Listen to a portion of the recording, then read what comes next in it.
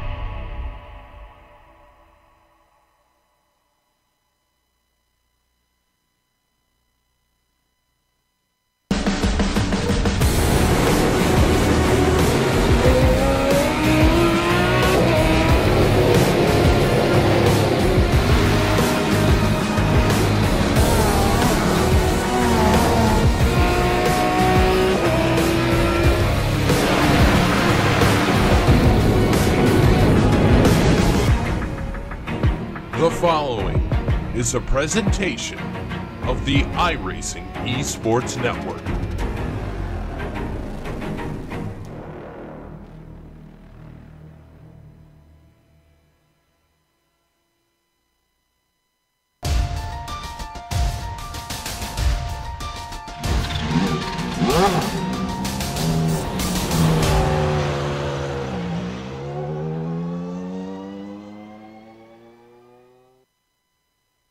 This season marks a new beginning. New heights will be reached. New records will be broken. A new champion will be crowned.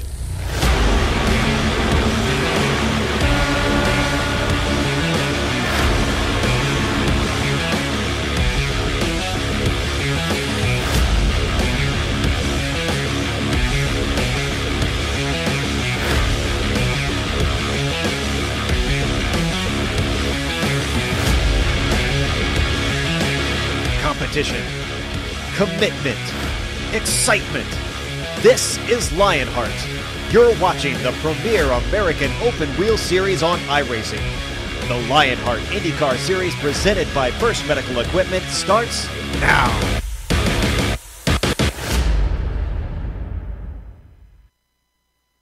From the sun and fun down under to the golden cornfields of Iowa, the rolling road course of Phillip Island gives way to perhaps the most exciting short oval on this season's calendar. Brought to you thanks to the longtime sponsor of the Lionheart IndyCar Series, the good folks at First Medical Equipment from Iowa Speedway. It's round 18 of the Season 6 Championship. It is the Iowa 200 presented by Birky Trucking. And you can see all the action from green flag to victory donuts live as it happens right here on the Global SimRacing channel via the iRacing Esports Network. Beneath the star-festooned Hawkeye sky, to everyone watching on IESN, hello and welcome to another GSRC broadcast and the Countdown to Green presented by the Sim Pit. As cyberspace flows into your place over the next 15 minutes, GSRC will bring you all the storylines, all the stats and facts you'll need to appreciate round 18 and 24 on the Lionheart IndyCar Season 6 schedule. And it all follows immediately as we count down to green for the Iowa 200 presented by Birky Trucking. Hello, I'm Bill Soupson, sharing the microphones with former real-world IndyCar driver Richie Hearn. Amjad Yaman has director duties, armed with cameras locked and loaded by Dougie Beard. Now, Iowa is the honorary home base to this series, for many members meeting here for real-world events. Richie, tell us a little bit about Iowa Speedway. And folks, before I talk about the track, let me remind you that everything during the Countdown to Green comes courtesy of its sponsor, the Sim Pit. SimPit's an entertainment channel dedicated to sim racing. Its focus is to bring you news, reviews, and information from around the world about sim racing hardware and software. It also focuses on what it takes to be a better sim racer, with instructional video and the how-tos that will help your performance on the virtual track. Check it out at thesimpit.com. And speaking of virtual tracks, let's talk about today's venue. And here we are at Iowa Motor Speedway. It's a 7/8 mile paved oval track in Newton, Iowa, about 30 miles east of Des Moines, and was opened in September 2006. This track was designed with the influence from Rusty Wallace and patterned after Richmond International Raceway in a semi-D shape. The action is fast and furious here with lap times in the mid-16-second bracket, so look for a lot of two-wide racing action all night. But the best way to get an idea of what this place is really like, let's jump on board the GSRC IR18 and take a lap.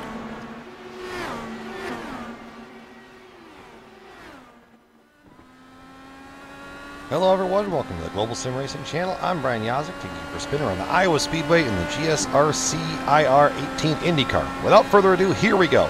Hot lap time, you're going to be down at the bottom of the track, finding that yellow line with the front tires. Watch the bump right there.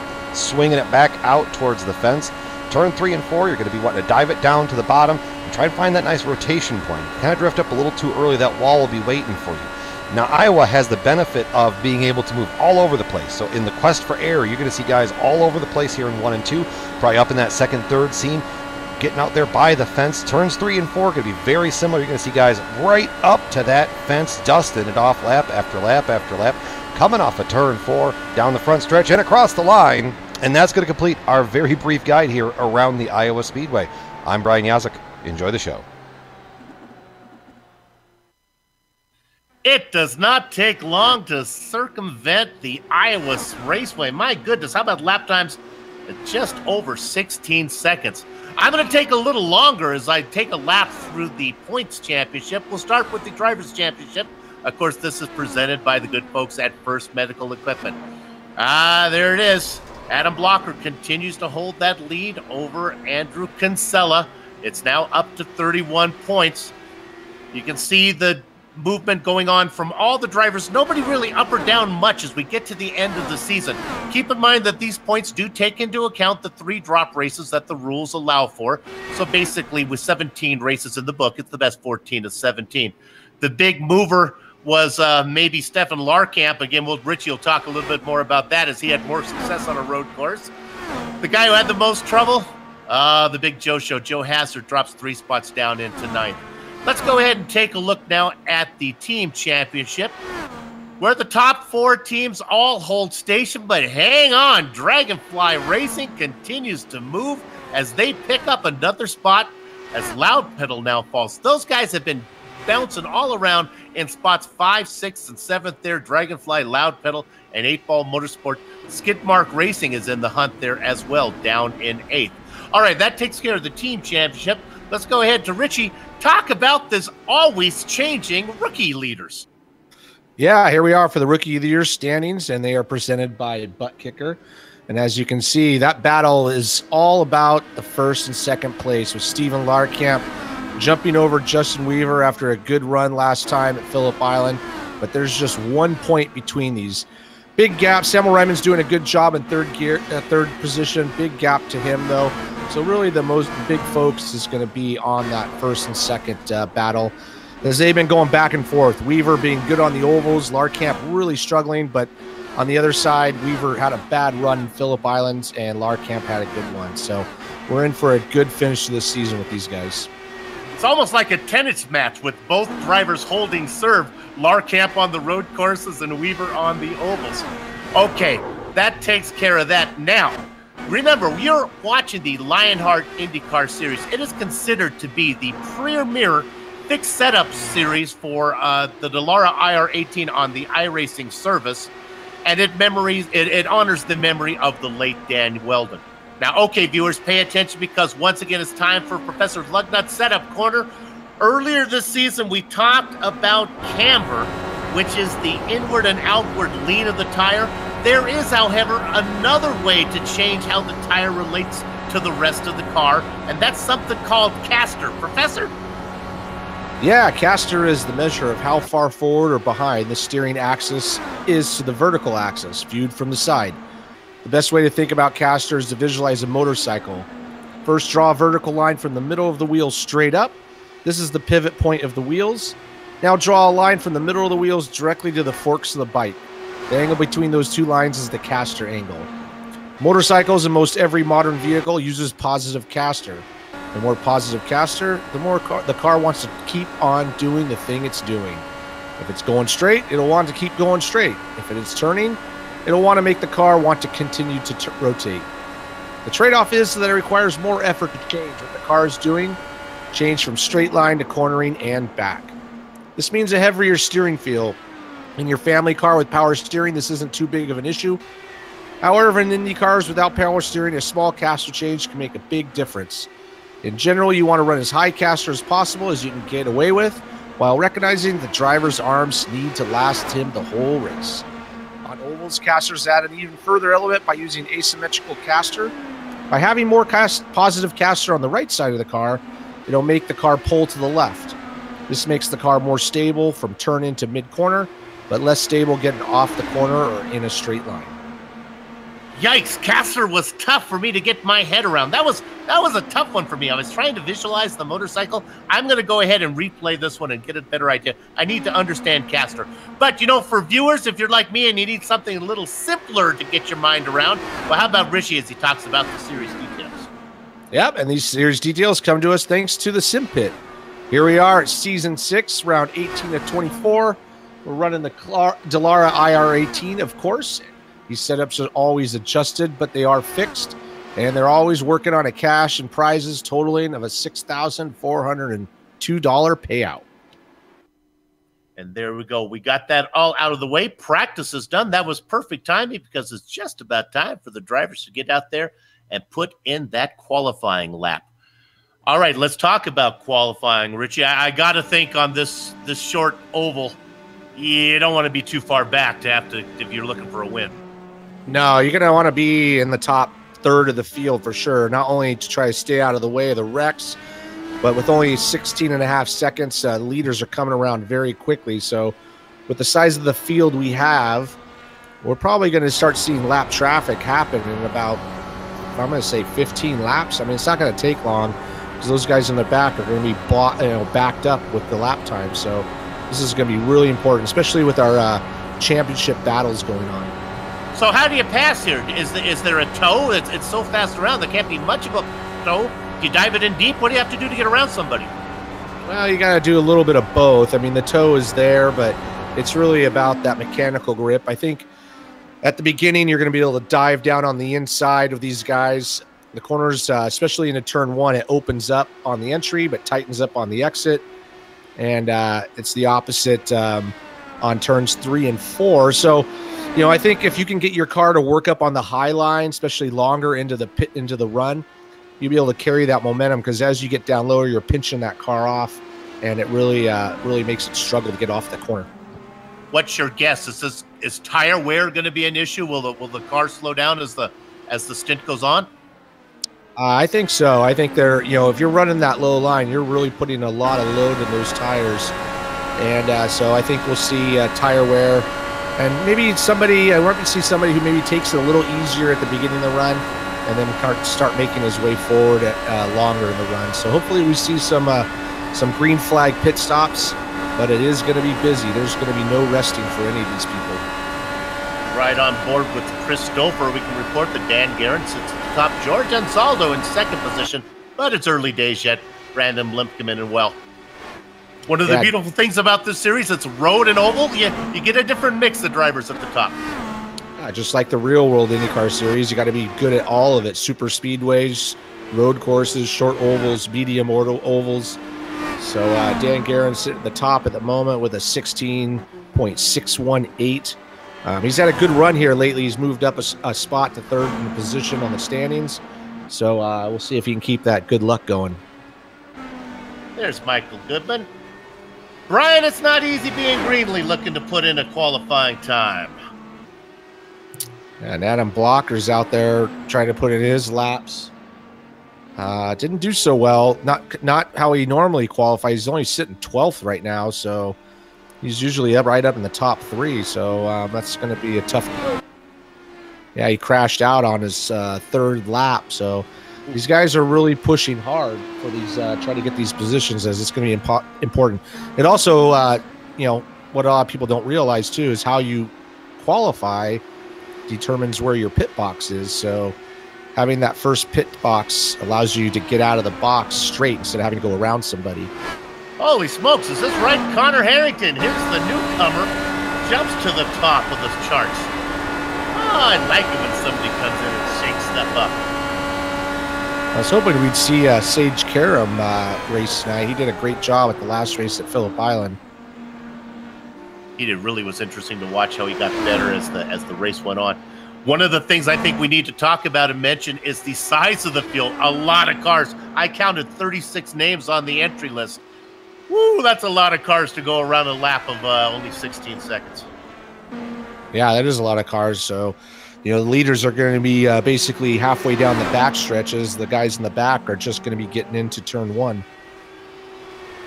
Looking at Brian Yozik and his familiar HPP special. Blue and silver car. And another surprise, Andrew Kinsella struggling a little bit in qualifying, or second place in the standings. He's behind Adam Blocker in 17th at the moment. So should be a pretty exciting race here. We got a lot of good drivers right in the middle of the field. Stephen Larkamp in 14th. Justin Weaver, he's been really good on the ovals, but he's only in 16th at the moment. But there they are, right in the middle of the field. It's fun to watch that rookie battle. That's a good one. Samuel Ryman. They're racing car number 63. Sitting well at the back. Yeah, I think he's just done his first lap. Here comes his second lap here. We'll see where that puts him. Oh, that's better. Up to 24th. Yeah, that's a little better for him. He's been steadily getting better each weekend. He's had some bad luck, too, as he's got caught up in some wrecks. Okay, it's just about time to go racing. Qualifying done. And when it is time to go racing, nothing beats the feel of a true hydraulic braking system from HPP Simulations. Designed and manufactured in the USA on state-of-the-art CNC equipment, HPP hydraulic pedals and their accessories set the standard for simulation racing. For more information, please visit hppsimulation.com, and they are giving away a piece of hardware that is really something special. We'll talk more about that in a minute. Let's go to the HPP starting grid. On the front row, well, it is the newcomer, Connor Harrington. Let's find out what he can do. Dan Guerin's going to flank him, Richie. Yeah, and row 2 is going to be Michael Goodman. Right next to him is George Anzaldo. Good run for him. Row 3 has Brandon Limkeman, sided by Brian Beard. Row 4 is going to be Tony Schoen and Dustin Wardlow. 9th and 10th go to Ron Hacker and Bob the Meat Man Michaels. Next row behind them will be Pierre Daigle and James Krahula. Big Joe Hassler going to try to stop the bleeding. He's not in really the lucky position to do it as he goes 13th. Our top rookie, Stefan Larkamp, is outside of him. Right behind him in the next row is going to be our points leader, Adam Blocker. And next to him is our second place in the rookie standings, Justin Weaver. Andrew Kinsella, second in the points, 17th on the grid. Inside of Brian, it's not easy being Greenlee. Row 10 is going to be Jack Bogan and Tyler Groff. Hitting blackjack is Brian Yozik in the double duck spot, Chris Stouffer. Right behind them will be Chris Lanini and Samuel Ryman. Quarter-century mark belongs to Scott Bolstrom with Mitchell Moeller in 26th. Row 14 will be Peter Edwins and Dylan McKenna. 29th and 30th go to Scott Johnson and Robert Bluen. Coming up to 31st spot, it's going to be Matthew Mercer and Bart Workman right next to him in 32nd. In the 33rd position, it's Isaiah Cousin Dupree. Then the final 3 drivers do not have qualifying times. Mark Cohn, Ed Tutwiler, and he is out there, and I don't see Chris Walker, so it looks like we have 35 drivers on the grid. But 3 of those drivers actually are carrying onboard cameras. And we're going to start by looking at Chris Stouffer in the Butt Kicker onboard camera. See all the family of products at thebuttkicker.com. Use the promo code LION20 to get 20% off your order. How about Joe Hassard in the HPP onboard camera machine? HPP is awarding a Formula Racing wheel valued at just under $1,500 to the season champion. HPP, designed to go fast, built to last. And Dan Guerin racing in the Birky Trucking onboard camera. If you need someone to haul a load, Birky Trucking's the best on the road. There you go. I don't think Will Vincent is singing jingles over there on Race Spot. All right, let's go ahead. And that does it. If we got everything out of the way, we do. Luckily, since this is under a mile, we have 2 pace laps. Yeah, it's going to be a wild start, I believe. So it's going to be see if these guys can take it a little bit careful. But I'm going to expect a lot of passing going on, especially from our points leaders, Blocker and Kinsella. We are running 229 laps tonight, so it's a long race. So there's time to kind of take it easy. It really is about just trying to stay clean and not have to take a tow anytime. We'll bring up your race analysis in a minute once things settle down. We are going, what is it? I think it's 229 laps off the top of my head. We'll get more when we actually look at the graphic. Lots of pit stops tonight, but right now it's all about who's going to lead them down into the first corner. What do we know about Connor Harrington? Well, we know he's pretty good when it goes green. The youngster, the newcomer, leads the field down into the first corner. Guerin is behind him. Goodman and Zaldo and Limkeman round out your top 5. Yeah, it looks like everybody's taking it easy. Oh, we got a spin. It looks like Andrew Kinsella spinning out on the low side, bringing out a caution early on. I'm not sure if that was him. It does look like him. It started with Scott Bolster got loose right in front of Peter Edwins. Edwins goes up in the wall. Dylan McKenna is in it. I didn't see Kinsella get part of this one. Perhaps he did. I just saw him get down on the apron there and kind of do a half spin, so I didn't see the other contact. He didn't hit anybody. Well, look at that. I think it was separate incidents, maybe. Yeah, I think Kinsella was trying to get out of the way, but yeah, there's big contact on the outside wall. All right, we're going to look at Bolster from above. He got loose, and then he gets into it, and then they collects a few more cars. No fast repairs here in the Lionheart IndyCar Series. This is big boy racing. Now we'll go ahead and look at the guy running in second. There's what Richie saw. Yeah, he just kind of did it on his own. Just touched the yellow line on the bottom and just kind of spun that car around. He didn't hit anything, but now he's going to be at the back of the field. That looked like the same thing that might have happened to Bolster, although he got lucky. Kinsella spun off to the inside. Bolster spin up, got into Peter Edwins. Edwins got part of that mess as well. And then also involved in it, Dylan McKenna. So 3 drivers, I think, are going to have a hard time coming back. I think Kinsella's going to be okay to continue, but he'll be at the back of the grid. Cold tires? Got to be cold tires, huh? Cold tires, and just running low. I mean, that transition between the banking and the flat part is that yellow line, but you're trying to hug it so tight. Sometimes it just grabs the tire, and that goes into your caster there too. It kind of grabs that front tire and pulls it around. And fortunately, he didn't hit anything, but the other 2 weren't so lucky. Well, that'll give us a quick check to look at our race analysis right now, because I typed something in hieroglyphics into our format here. Didn't have my hands on home row. There's our race analysis. We have 229 laps. Hey, I got that memory right. Now check this out. They're saying a stint is 52 laps. I see that as 4 stops. So you go 52 stop. You stop at 52, 104. 156, and then again, this is a 4-stopper. There's our incidents as well. Yeah, it's a 4-stopper if we go green. So I'm expecting to see a lot of yellows early in the race as the thing starts to sort out. We have a lot of cars, and then we'll kind of see an idea of where these guys are on their tire wear as they get a little farther into this run, but I can't see them going the full 52 laps.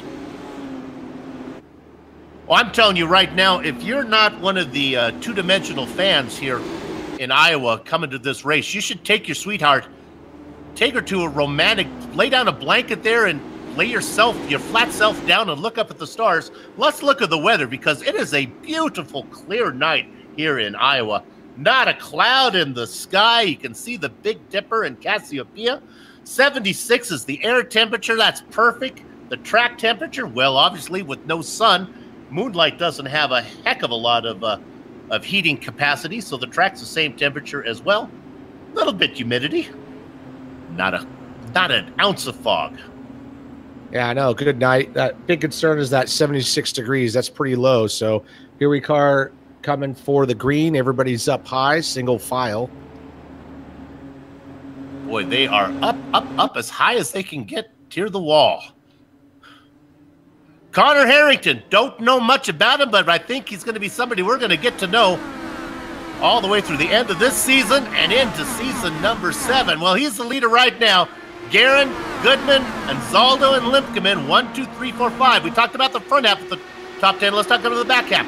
Beard is under attack from Tony Schowen. Schowen went down low. He's going to lose all of his momentum. We got a caution, and it's Brian Yazik. Oh, Jack Bogan. Did he drift up into him? Did Brian Yazik and that HPP machine come down on him? You be the judge. Looks like the lower car drifted up into the higher car there, and I think I said it's going to take a while, I think, to filter some of this out. We got a lot of cars out here. This is just expected at the moment, I think. As we look from above, there were 3 cars together. Ooh, yeah, it's... And just to rub salt in the wound, I think Bogan's car is just fine.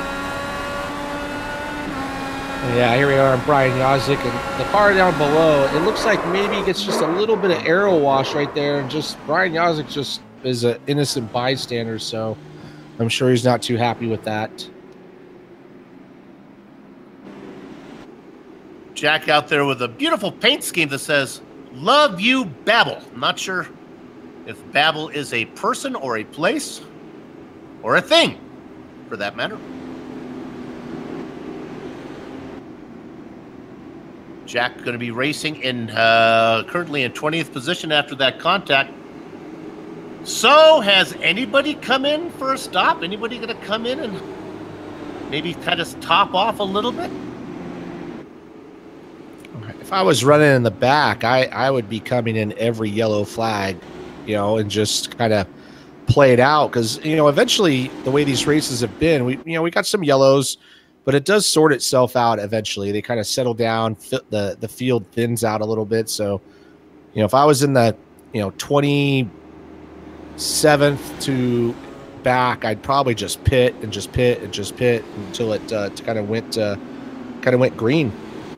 Well, you and Samuel Ryman are on the same page, as he did indeed come in. He was the only driver who came in on this most recent stop. Yeah, we're not paying for tires or fuel, so you might as well take as many as you can get. Drivers who pitted on the first yellow flag was Scott Bolser, Chris Lanini, Robert Bluen, and Isaiah Cousin Dupree. They are all back 26th and farther back. Drivers who are out, well, Brian Yazik, and then the 3 guys who were in that very first incident, Peter Edwins, Dylan McKenna, and actually Chris Walker didn't start, so one of those guys are still out there racing.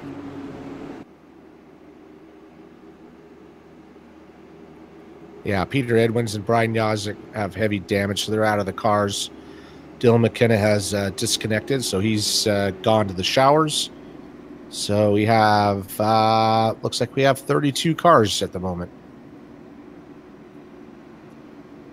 Brian Yazik, if you're listening, I know you've done a lot of GSRC commentator work. If you want to come in, and if you don't have anything to do for the rest of your evening, you want to come in and sip with a little bit. You're not in your car. What are you doing? Come on into the booth. All right, we are working lap number 10. The lights are off the pace car. The lights are not off the pace car. Holy moly. Sorry, honey. Keep dinner in the oven a little while longer. We might be here a while tonight. Yeah, well, this being a short track, at least the pace laps are fairly short. So we'll get back to green. I kind of expected this with this many cars, like I said. So they'll sort it out, and we'll get back to racing here fairly shortly. Now the lights are off.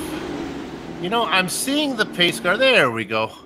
I was looking for Connor Harrington. He wasn't actually showing up.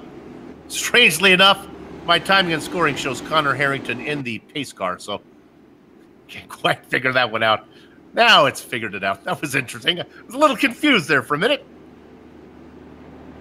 Of course, our pace car driver, as always, Medina Mendez out of Long Beach, California. Doing a good job. Connor Harrington, Dan Guerin, Michael Goodman, George Anzaldo, and Brandon Lemkeman, your top 5. Medina's opened it up a little bit on the race leader, Harrington. She takes the car in. I don't know if I said it before. Let's say it now. Gather at the chickens, take company on the cows. The horses are out of the barn. Connor Harrington leads Dan Guerin, Michael Goodman, Anzaldo, and Lemkeman. The real battle has been in the back half of the top 10. Beard, Showen, going underneath Showen, picking up a spot into 7th position. The Candyman, Dustin Wardlow. Yeah, they're racing hard. I was just going to say, they're racing pretty hard here, going too wide between Tony Showen and Pierre Daigle all the way around the track. And Tony Showen getting the better of him at the moment, but starting to kind of sort it out a little bit. Tony Showen looking on a move on the car in front of him. Sorry, my thing switched to the pace car. Yeah. What you got is Bob Mikas down below in that familiar Von Hansen's meat machine. He is inside of Pierre Nightingale. Daigle in the fluorescent colored car. Let's go to a pass for the lead. Things have happened, and it's Dandy Dan Guerin up in front. We'll take a look at the replay. Yeah, Dandy Dan going to making a power move. As we're watching this replay, Connor Harrington, caution's out. At that time, Connor was going for a pass. But you watch the replay with Dan getting behind, in front of him. Scott Bolster got loose in front of Mark Cohn. And Bolster spins around. Luckily, he does not come back out as the... he kind of goes into the Velcro wall there.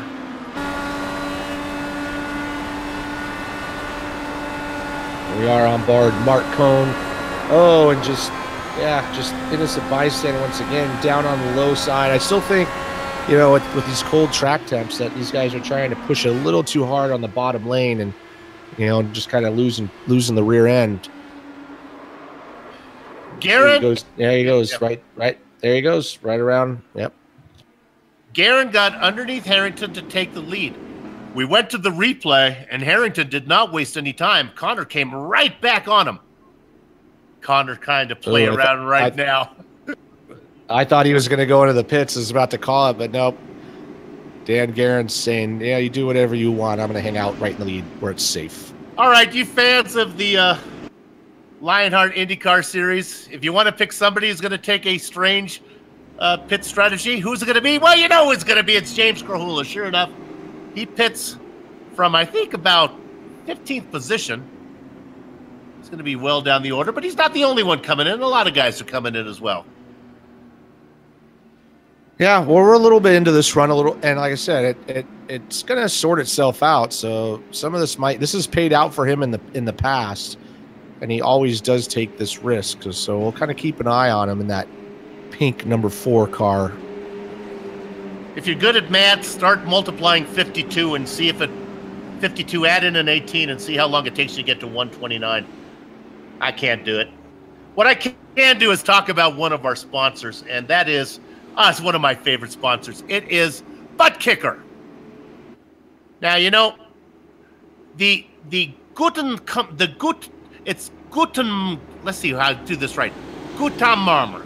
Guitammer. Gutammer Company. Not sure how you pronounce that one. Is the maker of marine mammal safe low frequency products better known as Butt Kicker.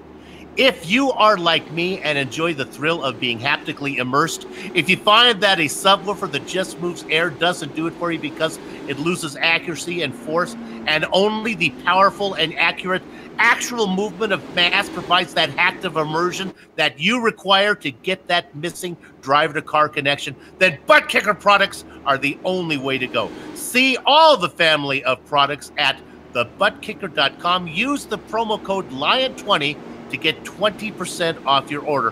Find out more by visiting them on Facebook at facebook.com/MidwestSim.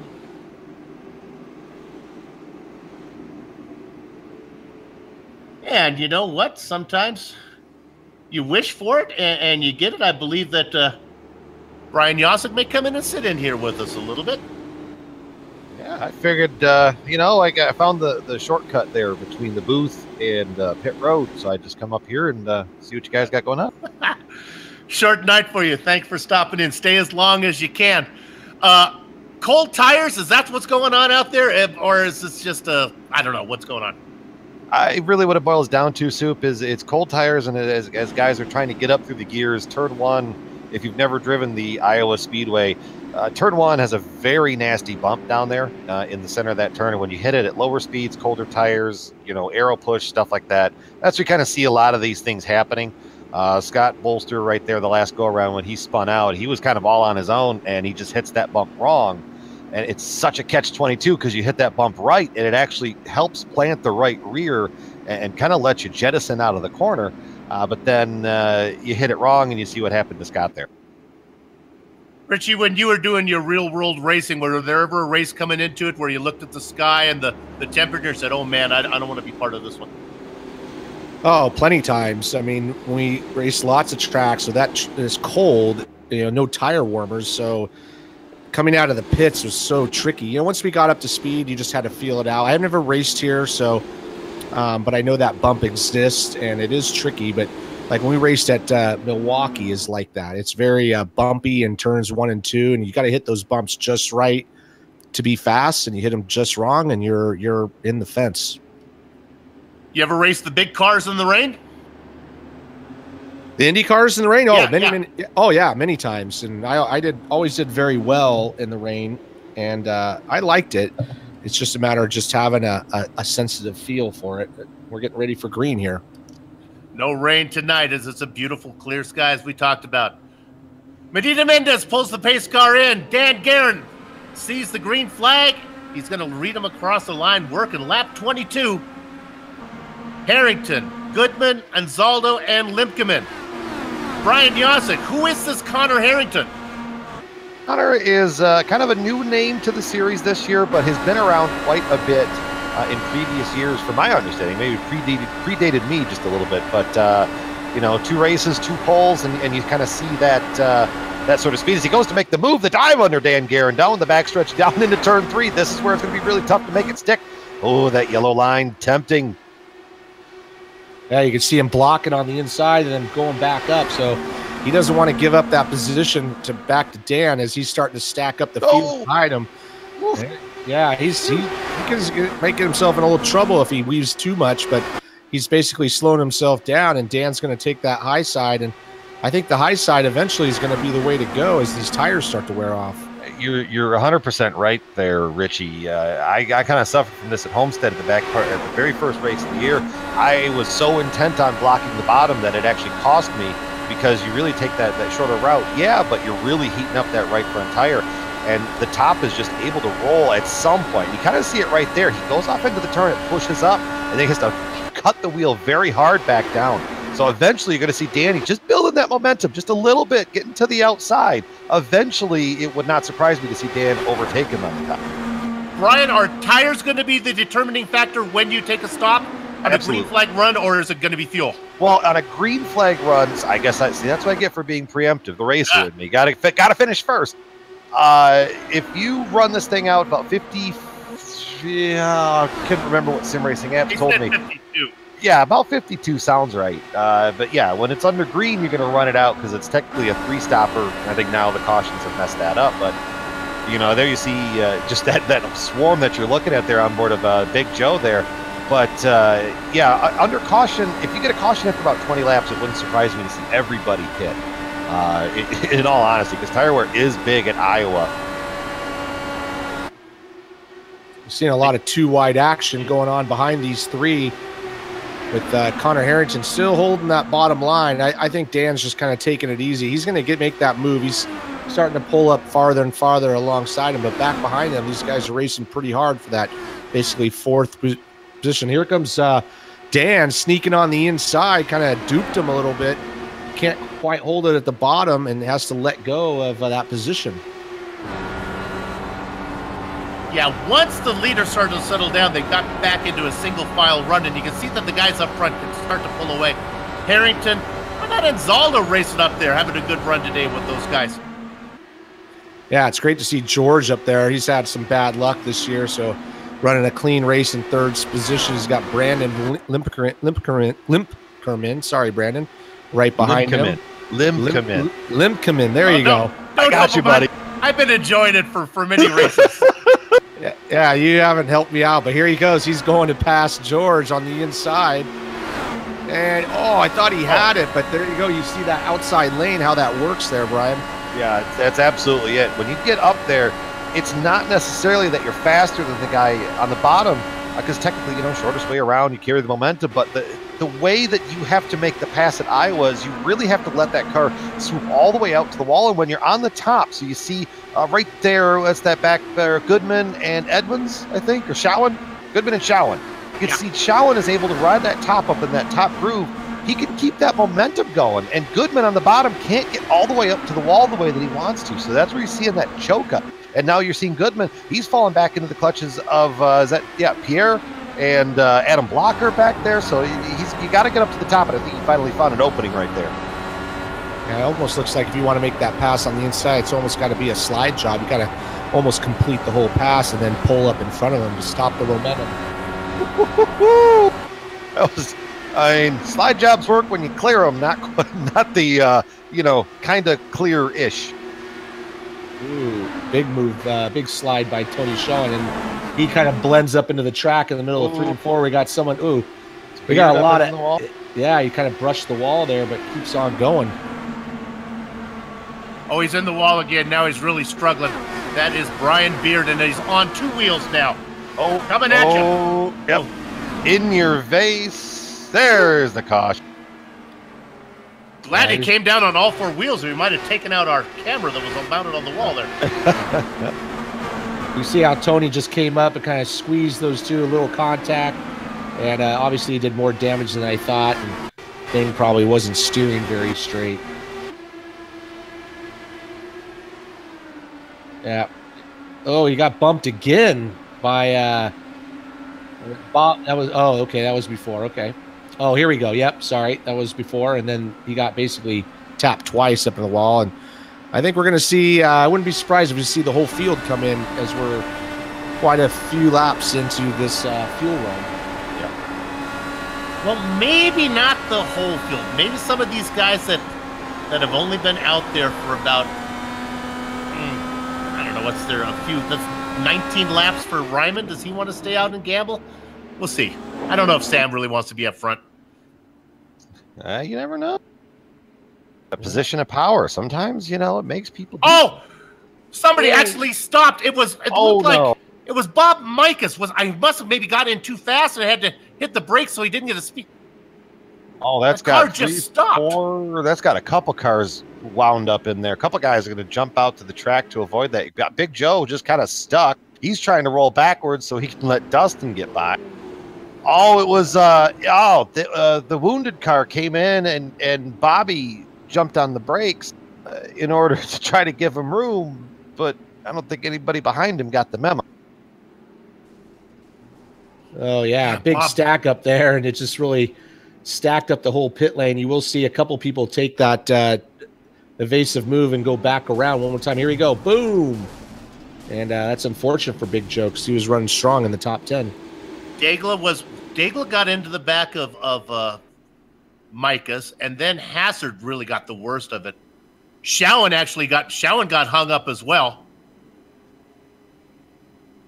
And then once they finally get it sorted out, Okay, that's going to give us an opportunity to take a break here on the iRacing Esports Network and Global Sim Racing Channel. Don't go far.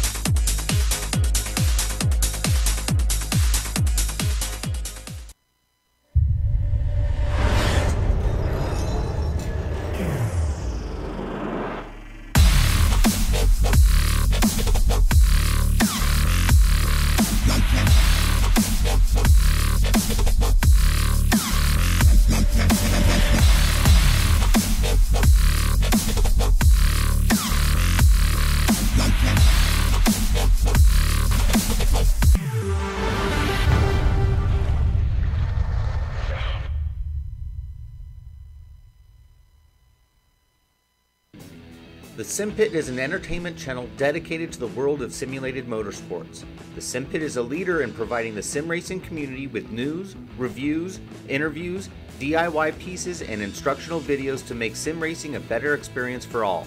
Check us out at thesimpit.com or go to YouTube and just search for the SimPit.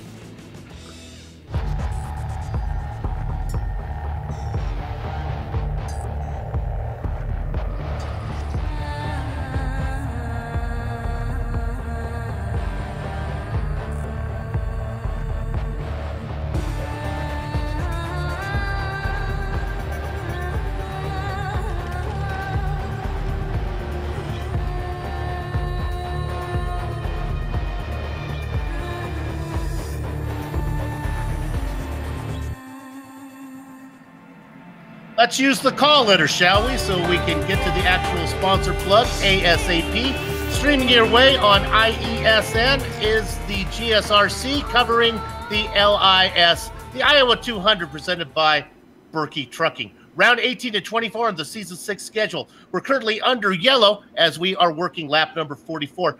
Sim Sports News is the leading news website dedicated to followers of sim racing, providing up-to-date commentary and race reviews for an ever-expanding list of championships and riders. For more information and to read all of their latest articles, go to iRacing, the Lionheart Racing, visit simsportsnews.com. All right, we are under green. And, well, boys and girls, guess who's out in front? It's James Grahula. Yeah, he decided to stay out. So, yeah, you called it there. He's doing a good job. Clean track, so no worries about anything happening in front of him for the moment. We got Connor Harrington and Dan Guerin right behind him. But James doing a good job moving all the way up from 12th to 1st on those pit stops. There's ever a man to jump out and march to the beat of his own drum is James Grahula. So there you see him up front, but those old tires are going to come and be a hindrance, because here comes Connor Harrington down to the inside. Mind that bump down there, but Connor should clear him way before the corner. It looks like Dan's going to go, but Dan's going to try and go for a 2-for-1 down to the inside in turn 3. Dan Guerin going for the lead. Wow, some great racing putting on here at Iowa. Boy, and Harrington goes to the outside now. Yeah, Dan Guerin blocked him just like Connor was doing to him. So he's here comes Connor's going back and forth. He doesn't know which way to go, but Dan Guerin's holding tough right down the middle of the track. I think Connor's going to try to sneak it in on the inside and going into turn 1, and it looks like he's going to get that pass done. The thing that I'm seeing Connor doing, and you've got to be careful of, especially in this series, you see George trying to get the spot from Brandon back there. He's doing that quick crossover, and if you got to be 100% sure that you're not clipping the rear gearbox to the guy in front of you, because then that's just not good there. Yeah, I saw that too, but George trying to pass Brandon lost some momentum, so Chris Stouffer's going to try to go around of George Ansaldo and trying to hold that outside line. George kind of squeezing him up there as they going to turn one. You can see him go over that bump, and that just kills George's momentum and puts Christopher up in the 4th position, all the way from 22nd. Our Charger right there. Side by side, some. Did you see the kind of the fall of Krahula? He's hanging on to the 8th spot, but it's going to be a tough row to hoe because he's got Andrew Kinsella down on the inside. Brian Greenlee up there right behind him, kind of stuck. Greenlee can't really go anywhere. Here we go. Is he going to try and push it 3 wide through the middle? No, he's going to be a little smarter. Oh, he's just stuck. Like, there's just not much he can do. There you go. Get to the bottom. Yeah, this big beehive going right behind Andrew Kinsella there. I was wondering what happened to Adam Blocker, because he's all the way down to 19th, so he must have got caught up in that pit lane accident. I think he stopped. Is there 3 wide? Who is that in the middle of that 3 wide sandwich? Is that Pierre back there? Yeah, Pierre's tried to bounce back after the pit road incident that cost him several spots.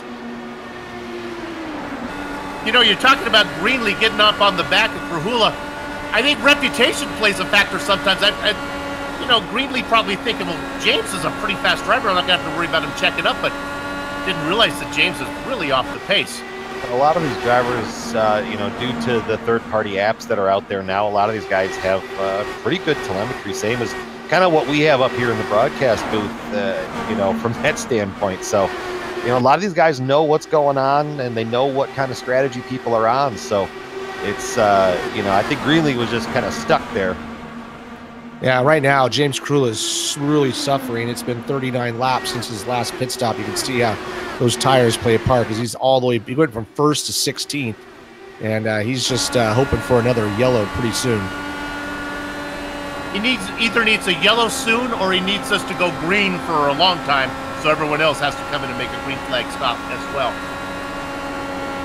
And honestly, Brian, the nature of this series, they get a little messy early. They tend to run green for long here. Yeah, and the short track, any of these short tracks tends to take that mantra that you're thinking of, and it does kind of throw it out the window. Look at this battle right here for the 6th position. You got Larkamp, Kinsella, Goodman. That Shawan hanging on back there. Look at this. Larkamp going to the top, but he's going to lose 2 spots. Kinsella trying to go to the middle to go 3 wide, but now they're going to go into turn 3. And that's the beautiful part about Iowa right there that you can see. You've got so many different avenues to play with. Yeah, Andrew's looking to get right through this pack so he can get some clear air, but he's racing really hard with Stephen Larkamp, and Michael Goodman kind of separates himself a little bit from him. Ooh, so there's close. The arrow push. A little bit of close. Oh, and Andrew's going to have to get off the gas, lose that spot to Tony Shawan. So it's just a seesaw battle here. On the bottom is Ron Hacker kind of getting into the mix here right behind them. He's trying to go by Brian Greenlee as well. And you're talking about Larkamp up to 7th. If you're wondering where his rival is in the rookie standings, well, he's back a little bit farther back there, running Justin Weaver, running right behind Pierre Nightingale in 13th. Oh, that's something else. These guys are dealing with the wounded car there. Everybody seems to be getting by just fine now. Yeah, he's doing a good job staying up high, giving them the low line. Michael Goodman separated himself. He is in 6th, started 3rd, so he's trying to get himself back up into that podium position.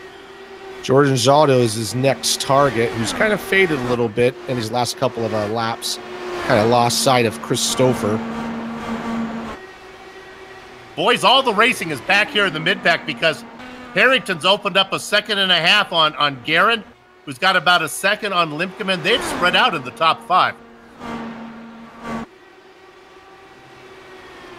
Yeah, we got a good battle. That battle we were watching earlier between Shawan, Larkamp. Here comes Kinsella trying to go right through the middle possibly.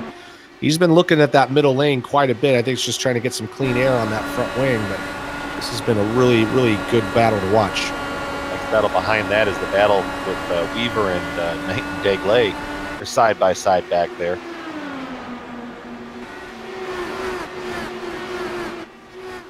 That's the Moby Dickey's car of Justin Weaver.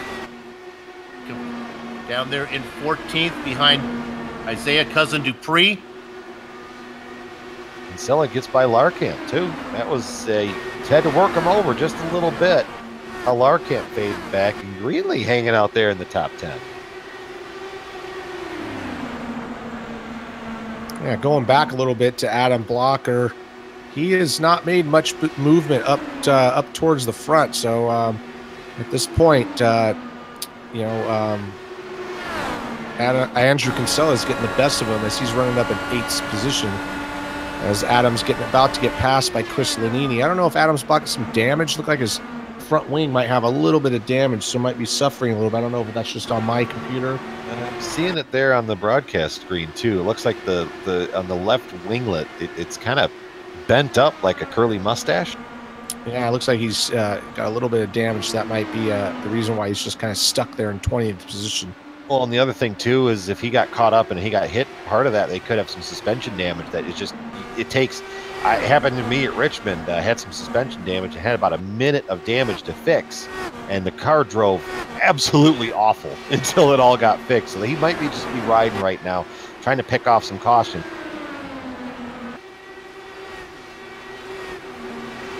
We look at the battle for 5th position. George Anzaldo. Goodman behind him and Shallett. The gap that Connor has opened up on Dan Guerin is quite impressive. That's going to be very short-lived as Connor's catching up to the back of the pack, though. He's going to get in that dirty air, and he's going to have to be the one that's going to make all the decisions on where to go. And it would not surprise me to see Guerin catch him right back up in a heartbeat.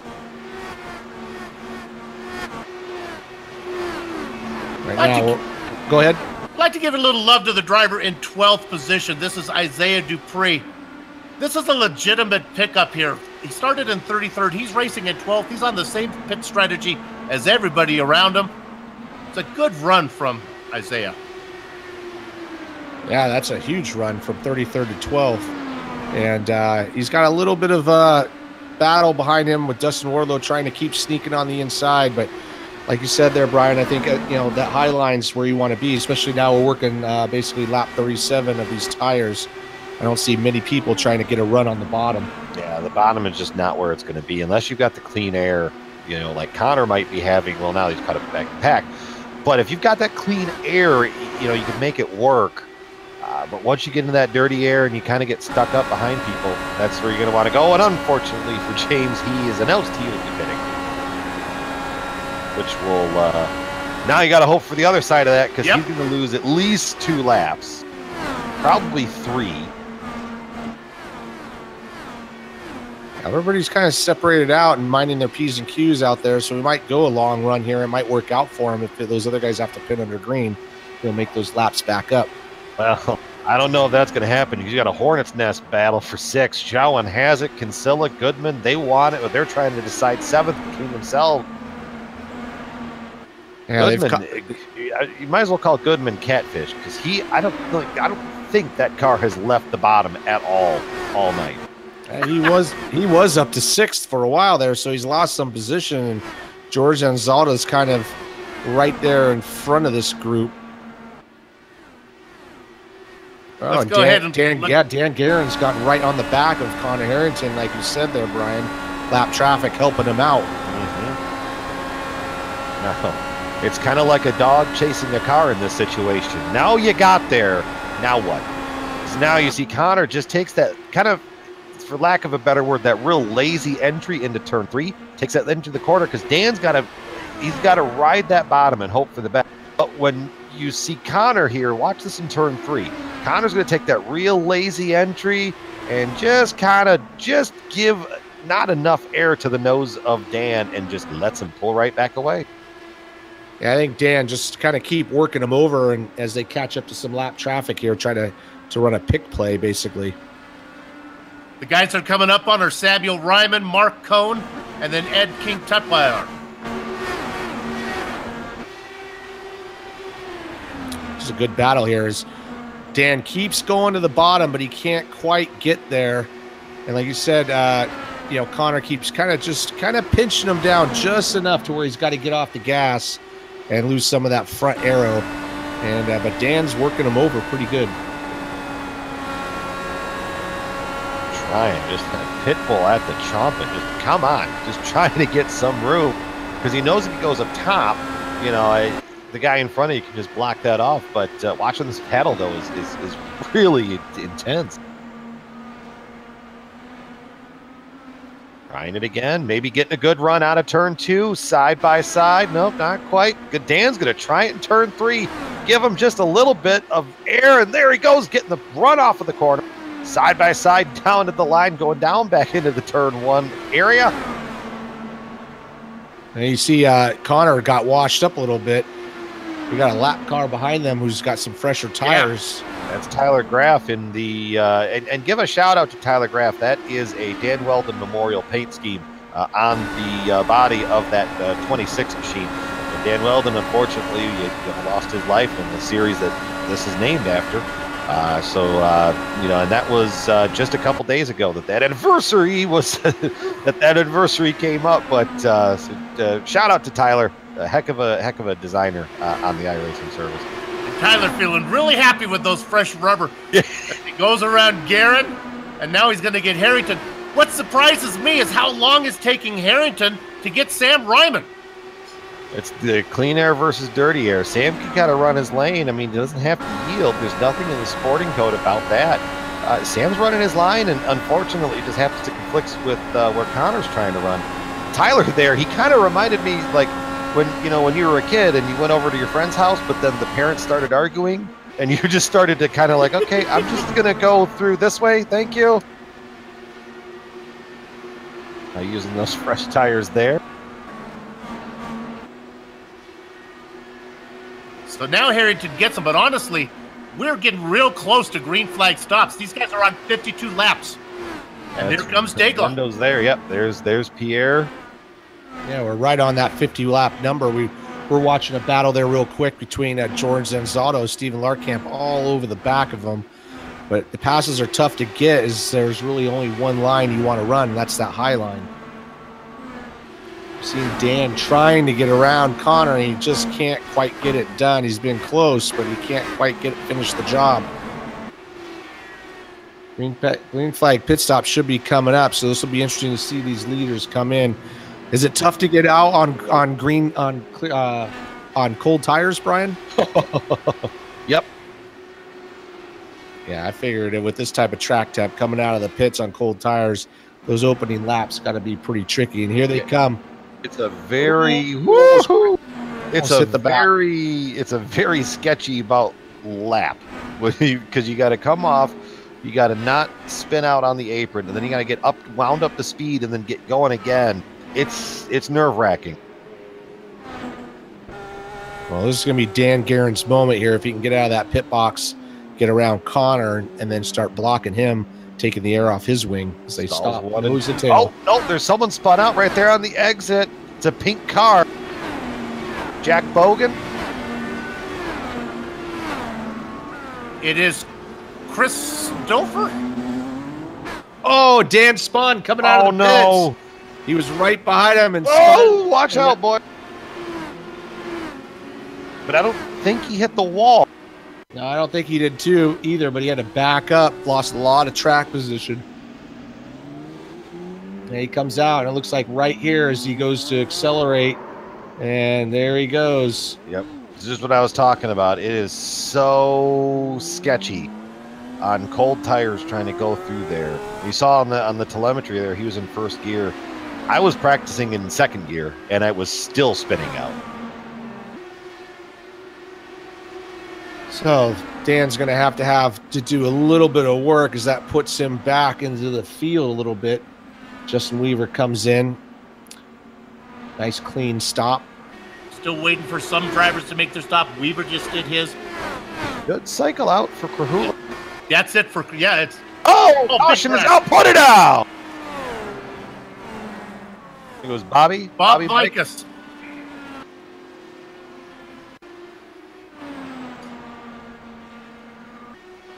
Yeah, Put it in the wall and then looked like he hit that bump right there.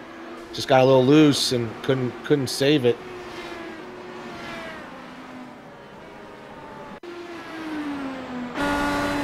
we're right on board with our leader. Or well, leader before the stop, so I guess he's our leader again. Yeah, it's a little bit of a big moment for him as he comes around and he has to make a pretty strong evasive action to the inside lane. So how does it all sort out? Well, Harrington's now out there in front with Garin spin. Where did Garin actually? Garin ended up down in 10th position. You know, the 11th there. And then the question is, where did James Krahula fare? Well, in 5th. Actually, But cycled again, up to he's on 20. third. But he's on really old tires now. Yeah, that he needed that one to go probably another 15, 20 laps, and that He's he would have gonna been come looking in. like a genius. But fortunately, with the way it's sitting, you're kind of stuck there. Yeah.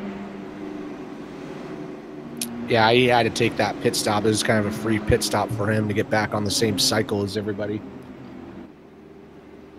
But with 23 cars on the lead lap, he's going to be well down the order.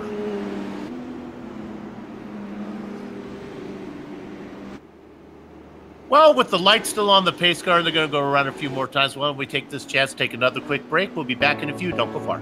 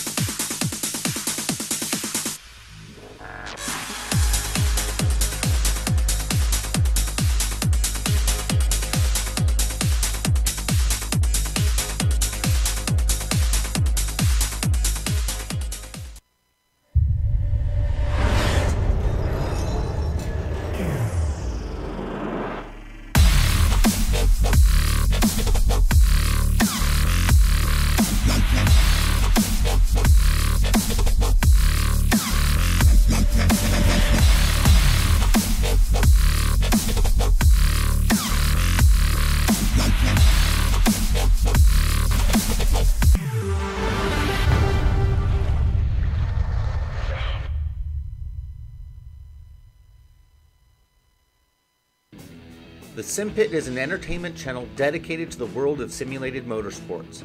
The SimPit is a leader in providing the sim racing community with news, reviews, interviews, DIY pieces, and instructional videos to make sim racing a better experience for all. Check us out at thesimpit.com or go to YouTube and just search for the SimPit.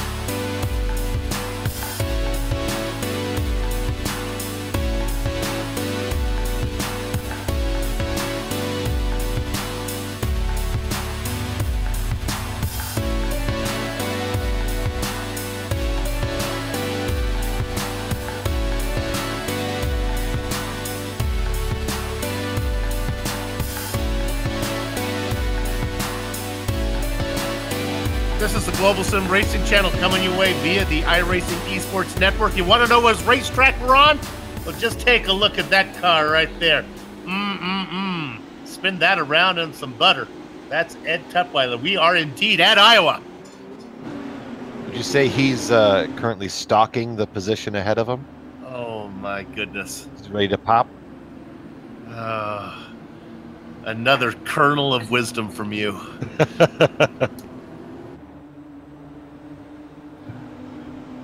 All right, our leader is Connor Harrington. We are going green. He is working lap 104. Now it's 105. He's got a couple lap cars between him and the man who's chasing him. Lewin is in 24th. The corn cob machine of Ed Tutwiler's in 25th. Limpkeman trying to go below Tutwiler. He's in second. Look just behind him, Justin Weaver in that Moby Dickey's machine. Weaver's getting the hunt of it, getting that sniff of up there. He's going to try getting that low line, trying to. Wow, that whole sentence was hard. Trying to get the low line going on Limpkeman, working it down there in turns 3 and 4. Just not quite enough momentum to get it done off the corner. Yeah, Justin Weaver doing a great job coming from 16th to 3rd, working that Rookie of the Year standings there as well. So he's really going to want to get by Brandon, and runs right up behind him on the low side here as they go around some lap cars.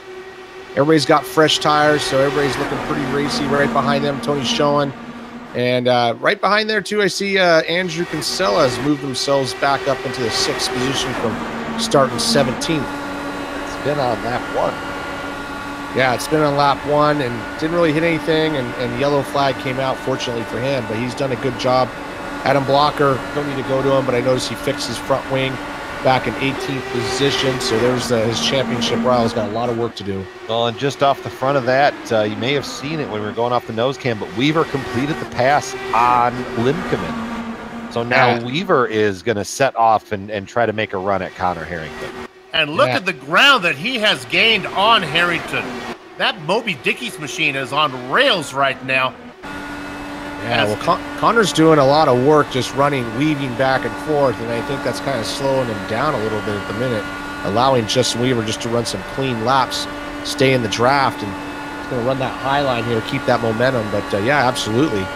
Well, because you can really sniff the draft from in this car. Probably a good second back is when you can start feeling that pull going down the front stretch. And just behind Weaver there, you see a battle for 3rd, Shawan and Limpkeman side by side down there into the turn 3 area. And that Shawan's going to push up a little bit. Limpkeman's going to go up there and try and scare the wall, but Limpkeman stays where he's at, still side by side. They're going to try and scare each other some more. Yeah, man, Tony Schoen's not giving any quarter to Brandon, just keep pushing him up into the gray.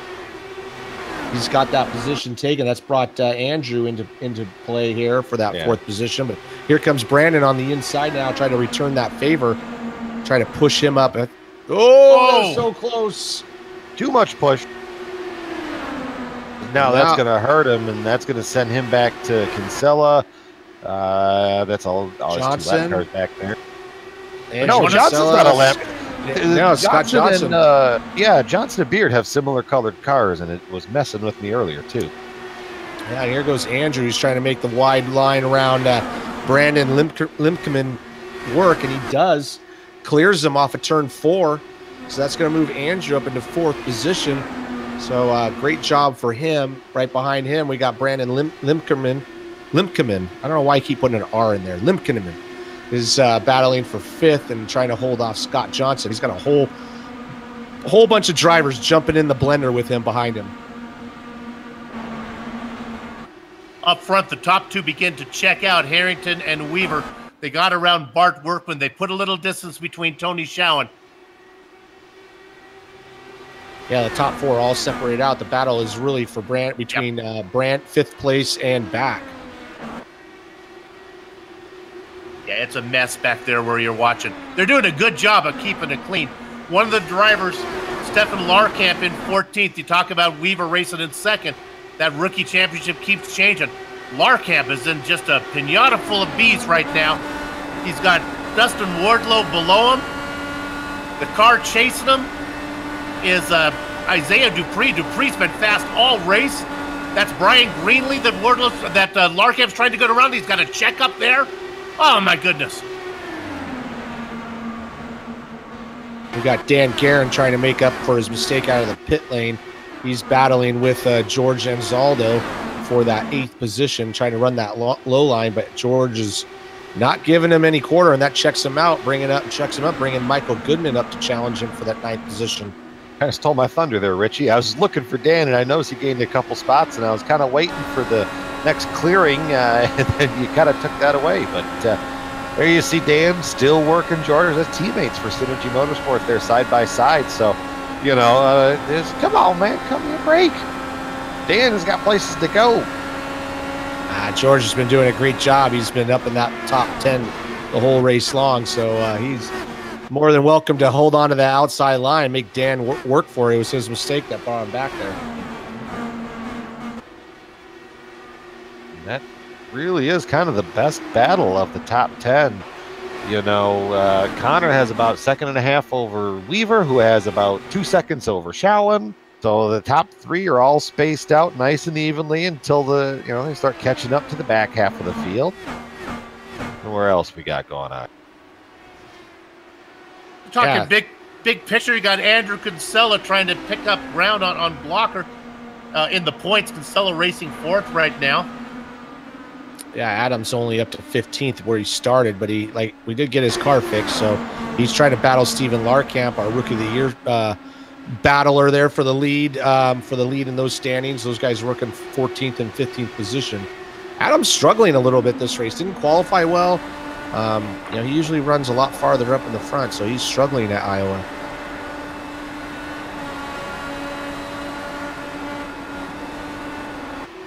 Taking a peek at 3rd here is, I believe Kinsella's on the move. He's coming. He's got Showen in his sights. But again, not sure if he's going to be able to do anything with him. He's going to take it down low. Yeah, it did look like a little contact with Larkamp, and he's kind of right in front of this big battle behind him. There's a replay as he comes into turns 3 and washes up, and yep, just a little bit of contact. Looked like maybe a little net code, a little contact though with the corn car there. Yep, Tudweiler.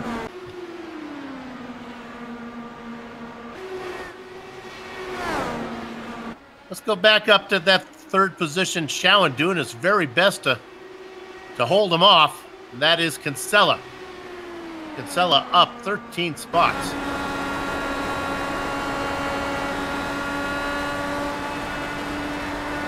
It's a long time before they get to any lap traffic. Harrington's got a solo driver of Bart Workman he should be able to take care of. Well, pretty quick, but that's what I thought when he got behind Ryman last time and he had a hard time doing it.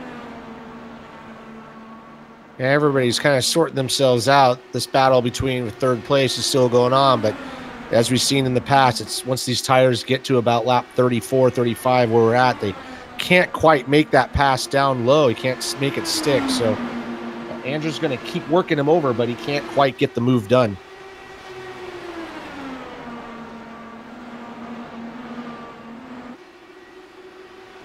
Everybody else kind of playing nice with each other. Do have a battle here with Pierre Daigle and Dan Guerin now trying to go down to the bottom of him for 7th position, trying to make up those spots. But once again, just can't quite get the job as he goes down. He just can't keep that momentum. So he's going to keep working this. I think Dan's going to be up to the front before the end of this.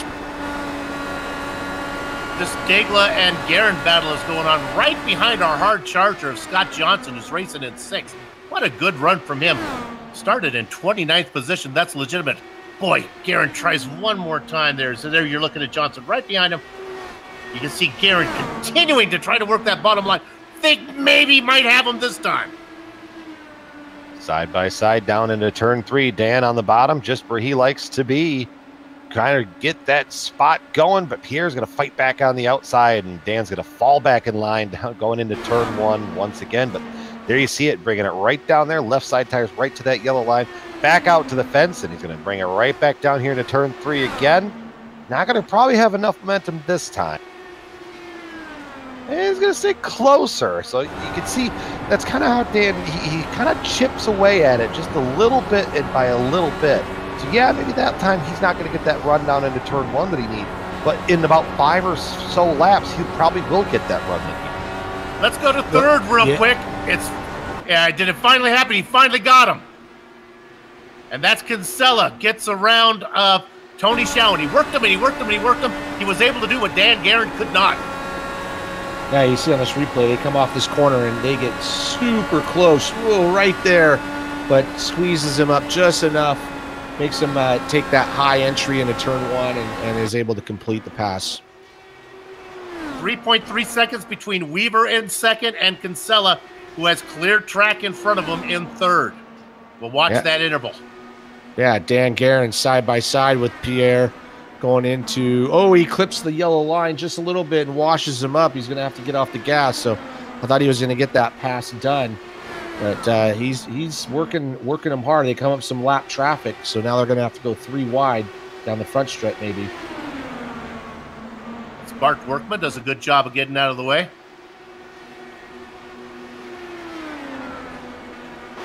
Brian, I don't want you to name any names, but are there some drivers when you're coming up behind him and you say, no problem, this guy knows what he's doing, and there's other ones you go, oh my goodness, I'm behind this guy now? Uh-huh. Okay. That's like real racing all the time.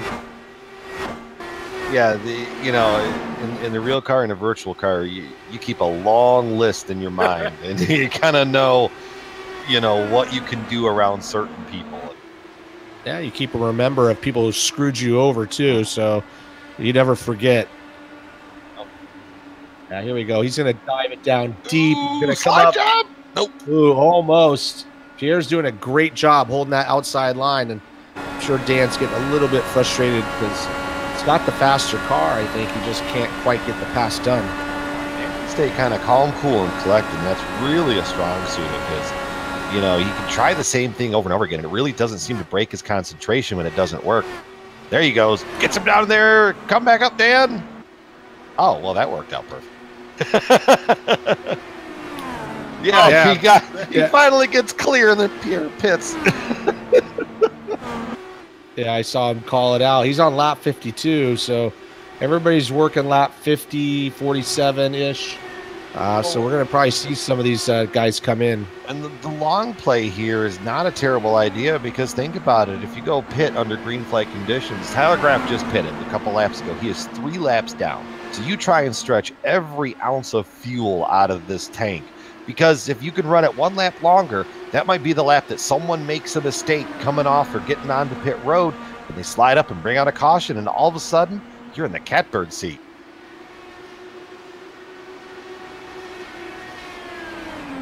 Let's look back at 11th position. That's Greenlee being stalked by Adam Blocker, our points leader. They go around Pierre Degla just coming out of pit lane. Both these drivers are going to be coming in soon. Limpcom in pits. Connor Harrington goes around one more time. He's working lap 54. We had some yellow in there, obviously, but he's stretching it out, like you said, Brian. And I just want to talk about Justin Weaver and Kinsella. Remember, that was 3 seconds a while ago. That gap is now down to almost a half second. Yeah, their pit stop's coming.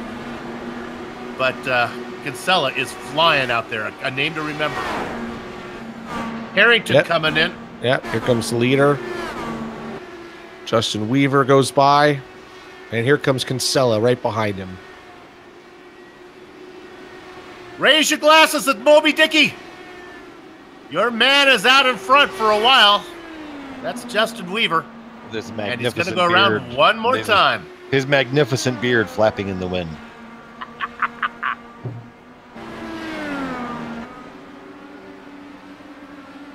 Oh, we got a spin. Jack Bogan spun it. He's going to be off the racing line. I don't think it's going to bring out the yellow. Yeah. No, he actually blinked away, so he might actually, with all the excitement that Jack has had this race, he might have hit the incident cap. Got a clean stop by Connor Harrington. Weaver gets into it as he's trying to pit. Got into it with Chris Stouffer. He was trying to cut in front of Chris and mistimed it. Yeah, it's a tough spot trying to get into that pit lane at full throttle and just kind of, just mistimed it a little bit. Oh, man. He probably should have just waited a little bit and let him blend back up onto the track, but that's going to be the end of the Moby Dickey's car here for tonight. Yeah, he probably should have just lifted and let the other car drift up, and he might have lost a tenth or a second or two, but at least this wouldn't have happened. And that's going to bring out the yellow flag here. A lot of people have pitted and some have not. Scott Johnson, Mark Cohen. Let me see if I have this right. Am I looking at this right? Are those the Make sure I have my timing and scoring working right here. Scott Johnson has been out there for 56 laps. He's your leader. Yeah, he may have taken advantage of that opportunity right there. That's a perfect example. You said, Brian, just kind of squeeze it out, and then all of a sudden something happens and changes the whole face of the race. He just talked about it. Brian Yosick just talked about it exactly. So Johnson, Goodman, Blocker, Krahula, of course, James Krahula, Chris Lanini, Samuel Ryman, and Mark Cohn. They have not pitted, and they're on the lead lap. So let me get this right. They should be able to come in and they'll get out before the other guys cycle around, right? They should still be at the front. Should be. We're going to have to figure this one out, so. Yeah, we'll probably have some to let of those them cycle guys, around. Yeah, some of them should have cycled out to at least one down. Yeah, you're going to have about 8 cars on the lead lap right there. I put a lot of good cars down a lap. Justin Weaver, obviously he's out, but Stephen Larkamp's a lap down. Connor Harrington's a lap down. So this will be interesting. Still have a long ways to go. We're only on lap 156 of 229, so there's going to be one more pit stop involved. But your leader is Scott Johnson. He's out. Right behind him on the track is Michael Goodman. And Adam Blocker is third. Now, Scott Johnson has to pit. No, he just made a stop. He just came in. He ran that thing really long. Oh, okay. Okay. Yeah, he's going to be our leader, 29th to first. Michael Goodman right behind him. He's done a good job. Started third, but fell back a little bit. Made his way back up to second. Adam Blocker, look at that. Everything works out for him. And it's going to put him back to third spot. And unfortunately, Andrew got caught out. He's listed as 2 laps down at the moment. All right. Well, Brian, I'd like to thank you for coming in and sitting with us for this one. It was really helpful. We appreciate it. Good luck. We'll follow you down the way. Let's see if we can get that HPP car into a victory lane before the season's out. That's going to be the goal. We got a couple more good ones coming up for us, and see if we can't put her in victory lane and not on the wrecker for a change here recently. So have a good race, everybody. Have fun, and we'll catch you all down the road. Brian Yosick, thanks a lot. Not his best day, but his loss was our gain here on the Global Sim Racing channel. Good to have him come in with us. So the timing and scoring continues to update, and it continues to get more bizarre. I believe we have 5 cars on the lead lap. Now, the question is, some cars might get the wave around, but it really doesn't matter. There are legitimately 5 cars on the lead lap. Yeah, and my pit standings shows that James and Chris Lanini have not pitted, so that they're going to need to pit, but they're going to be on the lead lap, so it won't matter.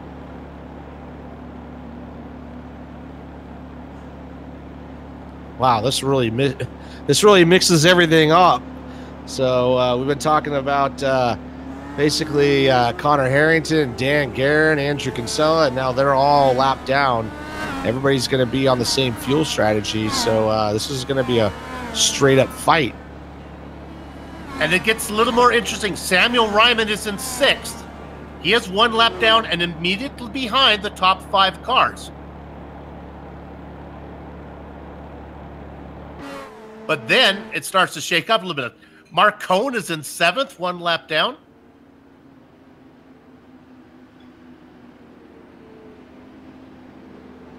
Now we'll have to wait here until they go green to see where we really shake out. But the way I'm showing is top 5 cars on the lead lap was, like you said, Samuel Ryan, first car a lap down in 6th position. Mark Cohen in 7th, Stephen Larkamp in 8th, Tony Schoen in 9th, and Dan Guerin in 10th. So who's fast enough to unlap themselves in real time? Maybe Dan Guerin. Dan Guerin is in 10th. Boy, that's a lot of work to do. He's got to get around Schoen, then the lap cars of Hacker and Tutwiler. Oh, I think it's impossible for him to get there. Well, I think what he needs, he's got to be fairly aggressive, but he needs just get up a couple spots and then need another yellow, and then make a couple more spots, and then maybe at that point, I don't think he can do it all in one go. So let's talk a little bit about Scott Johnson. He qualified in 29th. How fast was his qualifying lap? Well, it was a 16.7. Now, the man behind him, Michael Goodman, qualified third, 16.6. Doesn't seem like much, but when lap times are that fast, 10th of a second, pretty big. Goodman, the biggest name, the best qualifier out of all those guys, as it's time to go racing again. Scott Johnson working lap 161. Yeah, he's doing a good job. Good start. He's got Michael Goodman right behind him. Adam Blocker's looking to the outside of Michael Goodman. Adam Blocker's was struggling earlier, but now he's, washed up a little bit. That's going to leave the door open for James Krahula. So these are our leaders running all together, and this is kind of what basically Dan Guerra needs these guys to hold each other up so he can get up there. And as Michael Goodman goes to the lead underneath him, ooh, Scott Johnson washes up high. Now going underneath as Johnson loses momentum. Looking underneath is the blue car. That's James Krahula. And it is pink. Of course it's pink because it's October. Adam Blocker in a blue car underneath Michael Goodman. Yeah, Adam Blocker's looking to take that second position, and he's going to get it. Man, I can't believe Adam Blocker could possibly be in the lead after earlier on he was struggling down there in that 15th to 20th position. This has all worked out really good for him. And here he goes. He's going to sneak onto the inside going into turns 3. And it looks like he's got the pass done. And a new leader on the track, Adam Blocker. These guys have got to be careful as they work around the lap car of Chris Stouffer just coming out of pit lane. They've got to be careful because there are some big names that are still close enough to strike. Guerin has worked his way up to 8th position.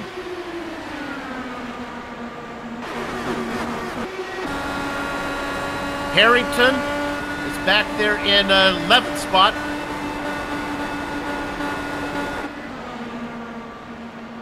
Yep, got another fast car between Dan Guerin and Tony Schoen. He's been up there all day long. Even George Gonzalo has had a really strong run. He's sitting in that 10th position. Connor Harrington coming up right behind him.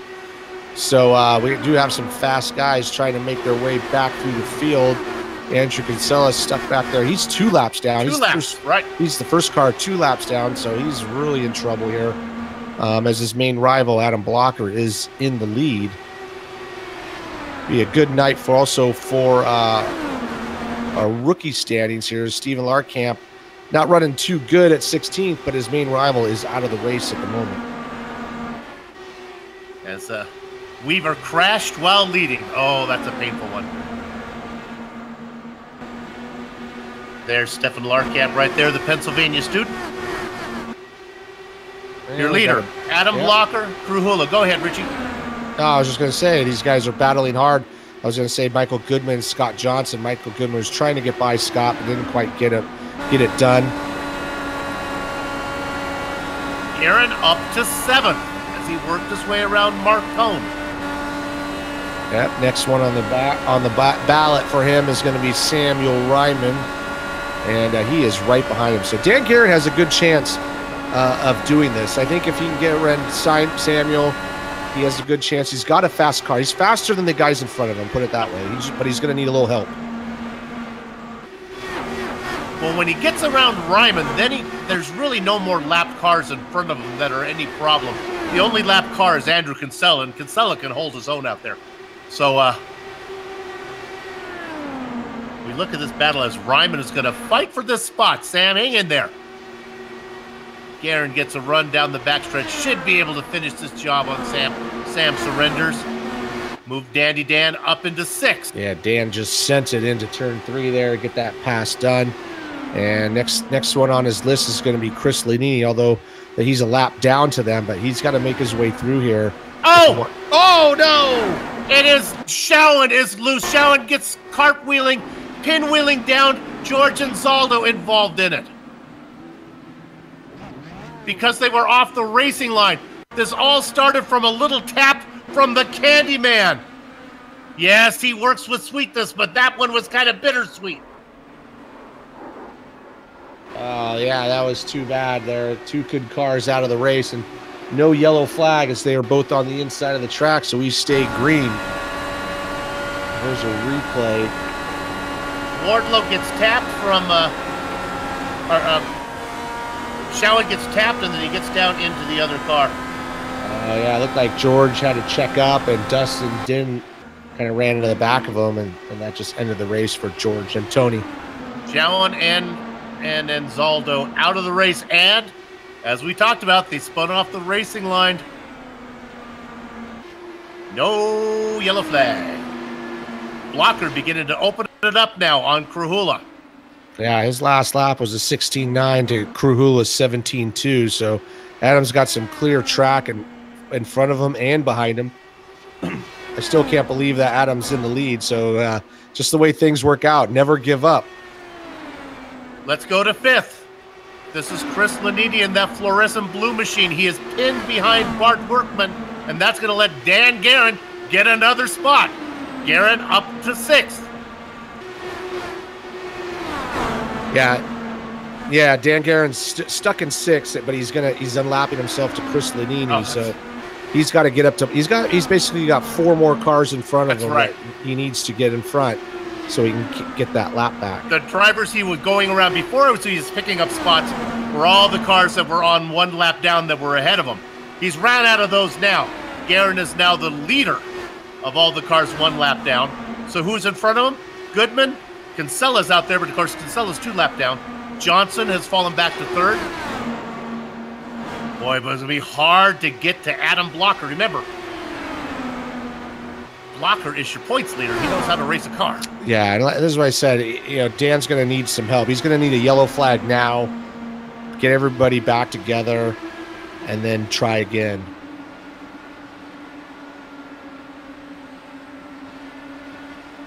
As we race with 46 to go, I'm thinking if a yellow flag comes out now, everybody comes in for that final stop. There will be 1 more stop from everybody. Yeah, if yellow comes out now, you got to stop because then you can make it to the end. But either way, everybody's going to have to stop at least 1 more time.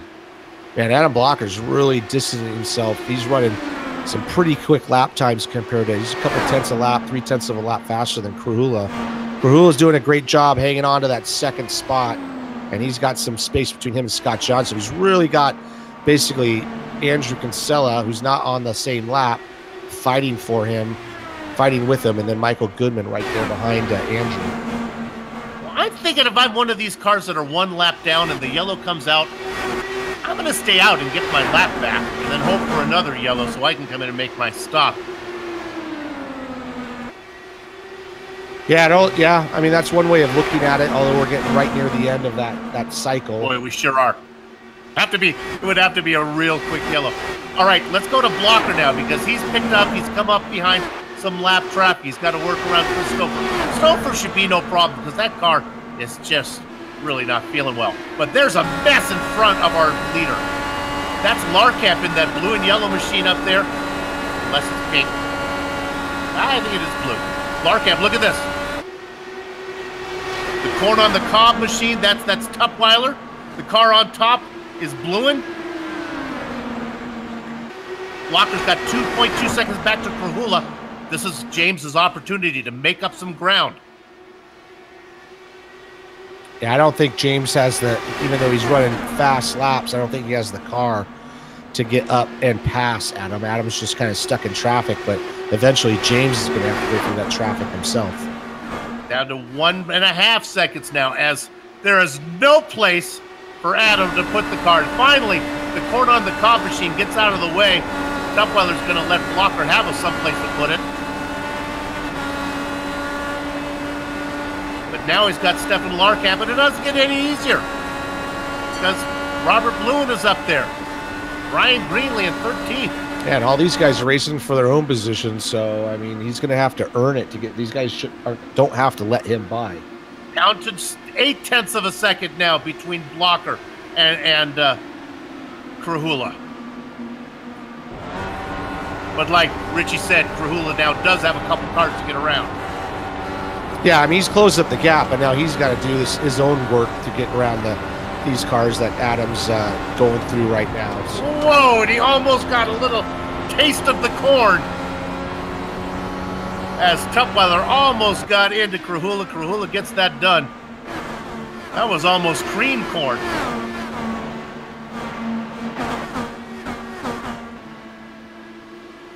Stouffer getting out of the way again. Yeah, I think he's pitting, so just saw that. I think he's going to pit.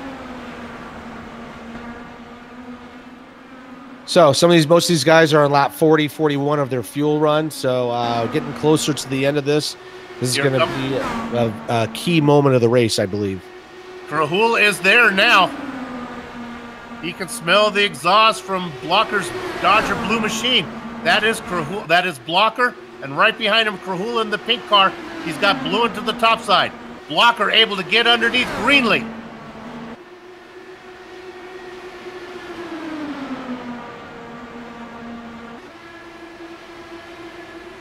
And that is Kinsella. Yeah, he's going to get one lap back here. Through the middle. He tries to get up to Adam Blocker.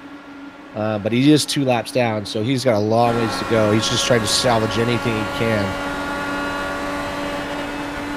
He's all alone on. He's the first car 2 laps down, so there's really, without a wreck, there's really not any more positions he's going to be able to make up. Kinsella down low, really bothering James Krahula. Krahula has places to go, but he is stuck. He's going to try to go underneath Greenlee. Greenlee gives him room, but he loses all of his momentum. And now the interval, which was ever so close with a couple car lengths, is now 2 seconds from Krahula up to the lead.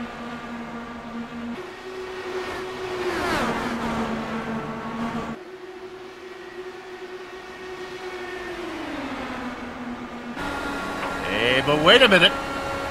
Don't forget about the man who started leading this thing when we went green. That is Scott Johnson. Yeah, he's now looking at Krahula. Yeah, he faded a little bit, but he's found his groove as he's closed right on the back of James Krahula, running a solid third after starting 29. So he's done a great job, and still only 5 cars on the lead lap. So these 5 guys are pretty much in a good position to have a great points haul for tonight.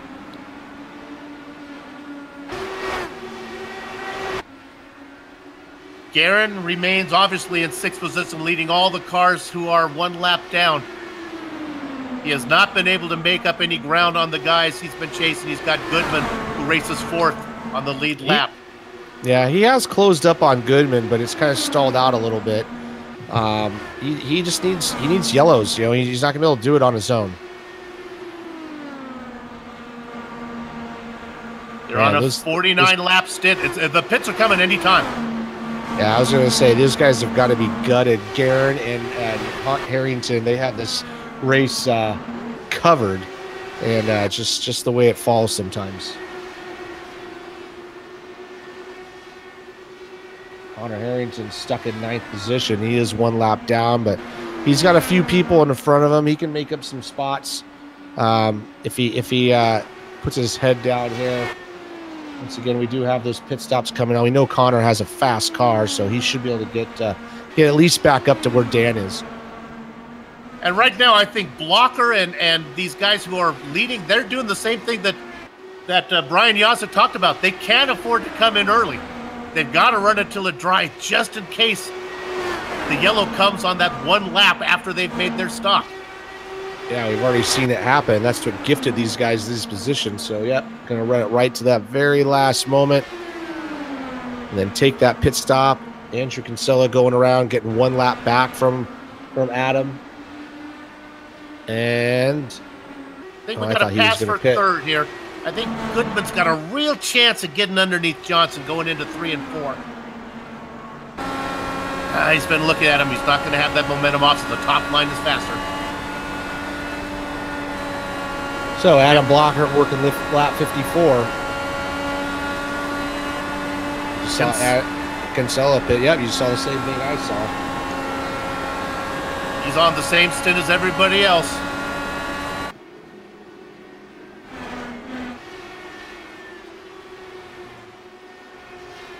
Adam's got a healthy 3.5 second lead over second place Scott Johnson.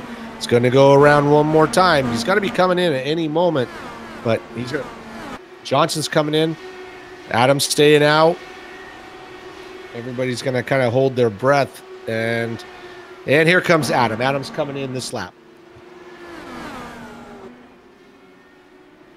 He's got Larkamp in front of him.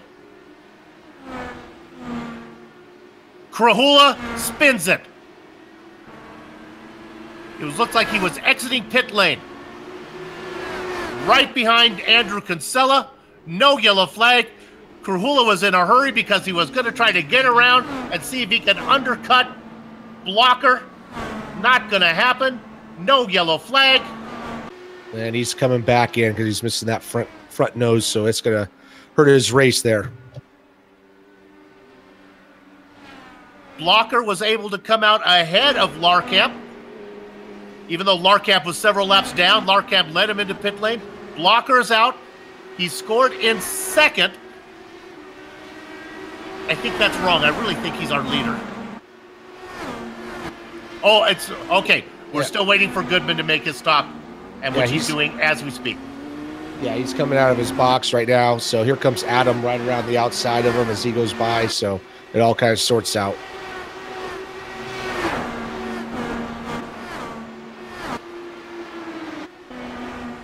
So, still have 4 cars on the lead lap as James Krahula was taken out of that mix with that problem. He had to pit again, so that's going to move Dan Guerin. Pierre Daigle is in front of Dan Guerin, and so Dan Guerin's he can make one more position up here. We got 14 laps to go. 4 cars on the lead lap. Blocker, Goodman, Johnson, and Chris Lanini. Johnson's qualified in 29th. Lanini in 23rd. Good points day for them, and they sit 3rd and 4th respectively. Heck, even Blocker, who qualified 15th, has got to be happy with this one. He's going to be surprised, yeah. Oh, absolutely, because he really didn't have a car to run up. He wasn't up there. I mean, even Andrew Kinsella started back, but he worked his way up to the front. Adam had some problems with some damage, just kind of was stuck in that 15th position. And I was just thinking about how this just turned around so quickly for some of these guys, given Scott Johnson, Chris Lanini, great finishes here if they can keep going. We got a spin right behind Adam Blocker. It's going to be a caution. Larkamp got into it with Brian Greenlee. Oh my goodness, that's exactly what Blocker did not want to see. Or Larkamp for that matter, or Greenlee for that matter. Oh, it looks like he cut right in the front of Larkamp there. Yep. And Larkamp gets stuck in the wall. Greenlee was well down to the inside, came up. You described it well. He comes right up in front of him. Yeah, he just kind of clips his wing and misjudged that a little bit. His spotter might have said he was clear. He just kind of moved up, and he wasn't clear. This is bad news for Dan Guerin. He was not able to stay out there long enough to get that lap back. Good news, though, for these other guys. So it is Blocker in front. Now, right behind him is Pierre Nightingale, but he's a lap down. But I think the rules are with 10 to go, I think they're going to cycle out these lapped cars out of the procession. And I think it's going to bring Michael Goodman, the man who qualified inside of row 2, right on the gearbox of Adam Blocker. Yeah, it's definitely something Adam probably didn't want to see. He was just kind of cruising along there, watching the laps count down. By the time you go to green, it's going to be probably like 5 laps to go, 6 laps to go. Michael Goodman definitely has a fast car, as he showed in qualifying and in the race. He's been running up there.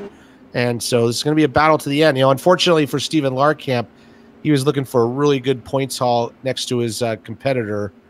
Justin Weaver. So that was not how he wanted the end of the race. Now, again, I could be wrong on this, but I think, do they wave the cars around or do they force the lap cars to back up? I don't think they wave them around. That wouldn't seem fair. Yeah, they must have to back up. Wouldn't be fair for, like, Degla and Guerin to get their lap back, so. Yeah, I think they just pull over and let those guys go by. This may take a little while to get this sorted out. 8 to go. So Blocker is up in front. Right behind him is Degla. He'll pull over to the left, I believe.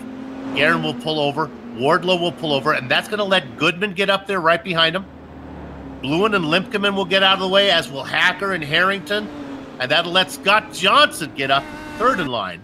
And right behind him, well, that's going to let the fourth place driver come as well. And, of course, that is Chris Lanini.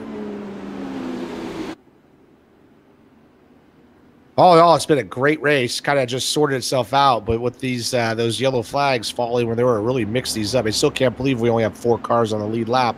And it's not because the racing's been bad. It's just the way that yellows fell. Yeah, and you got to think about Guerin and those guys who were wishing to get that yellow flag almost came. They would have had it to go a little bit farther than the leaders, but honestly, Blocker took it about as far as you could. Yeah, Dan's got one position he can make up behind with Pierre, but same thing with Connor Harrington. Man, he led the most laps, was pretty dominant early on, and he's stuck back there in 8th position, 1 lap down. You're watching the iRacing Esports Network and the Global Sim Racing Channel. Let me talk about one of our sponsors here. This is the final one. We got 2, and I'll get the third one. And, of course, it is HPP Simulations. Now, here's the deal. These guys, HPP, they are awarding a Formula Racing wheel valued at just under, get this, $1,500 to the season champion. SLI Pro Display, 12-position rotary for display. Momentary push buttons, 2-way toggle switches, rotary encoders and with tactile feedback, integrated paddle shifters, and a Hewlett-Packard 5710A dual-column gas chromometer with flame analysis detectors. HPP hydraulic pedals and their accessories set the standard for simulation racing. Visit hppsimulations.com to check it all out. HPP, designed to go fast, built to last.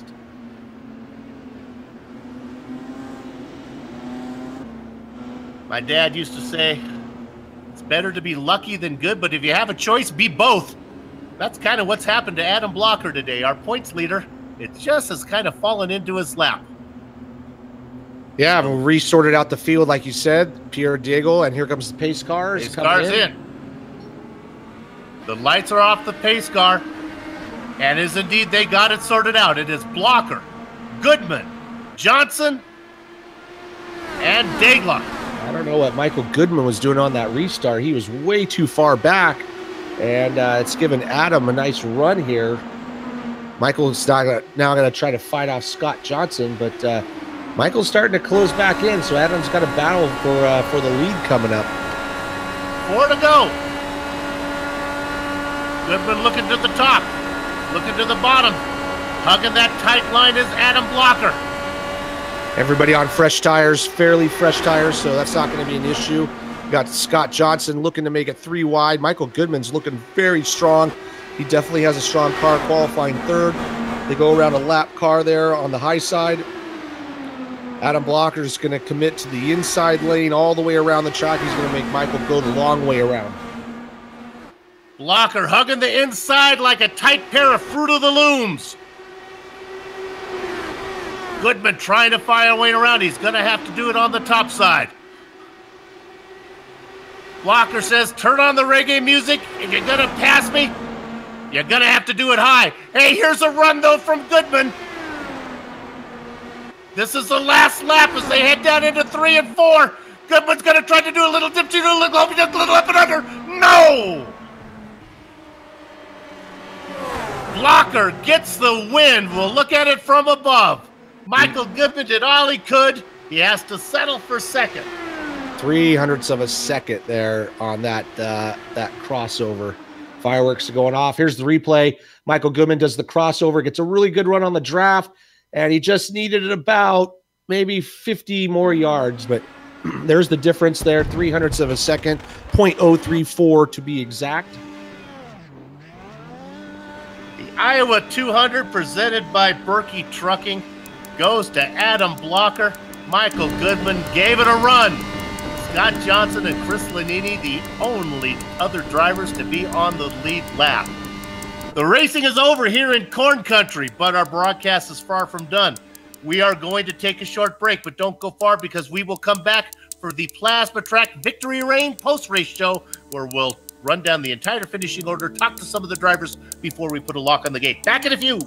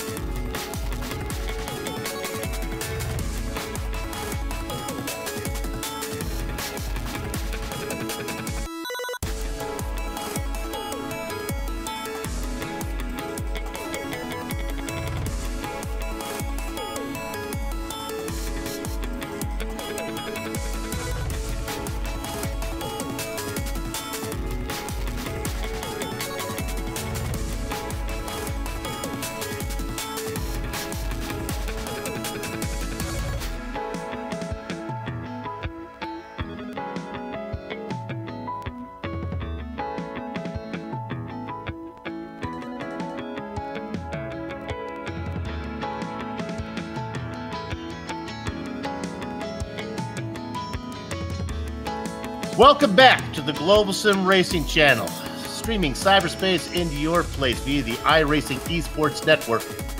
You're watching our coverage of the Lionheart IndyCar Series, round number 18 from Iowa.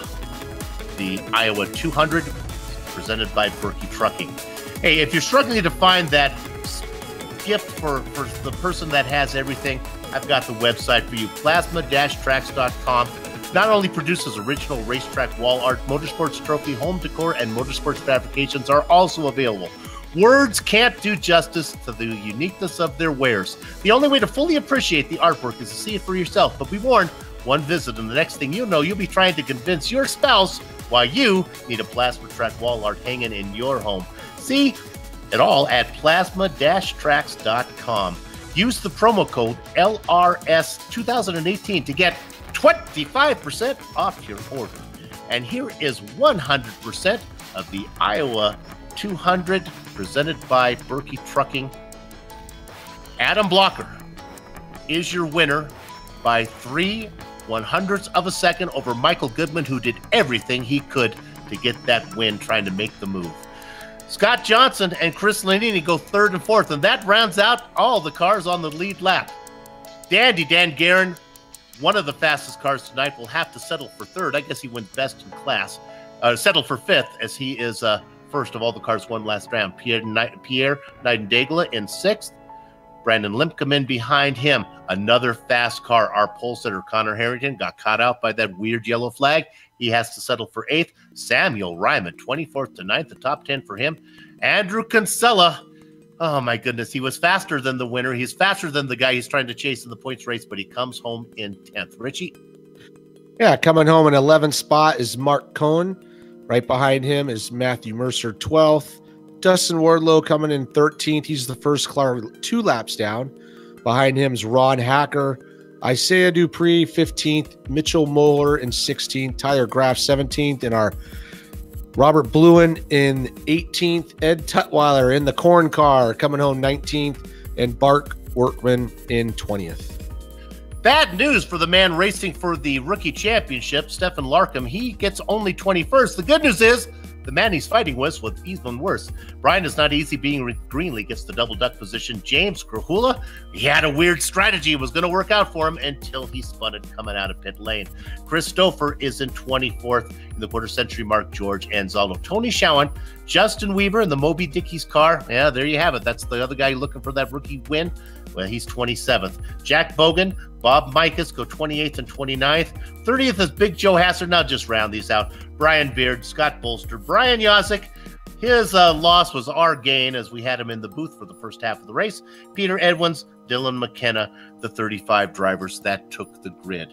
Okay, let's see if we have anybody ready in the interview room. Oh my goodness, it is full as full can be. Let's go ahead and talk to our winner, and that's going to be Adam Blocker. Adam, sometimes things just fall your way.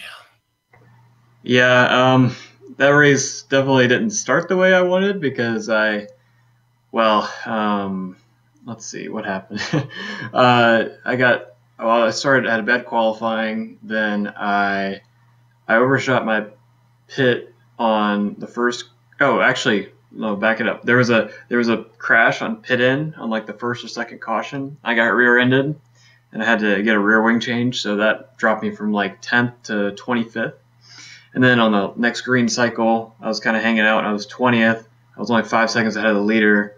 And then on the pit cycle, I overshot pit in and nosed into the barrels slightly, only enough to get front wing damage. And then I replaced my front wing. The caution immediately came out. And then the next run, I hit Bogan when he glanced the wall, and I lost like half my front wing. So I was driving with like half a front wing for a big part of his stunt. So yeah, it was pretty crazy. But eventually, I got my car was fixed, and then I stayed out longer than most people and got lucky with the yellow cycle.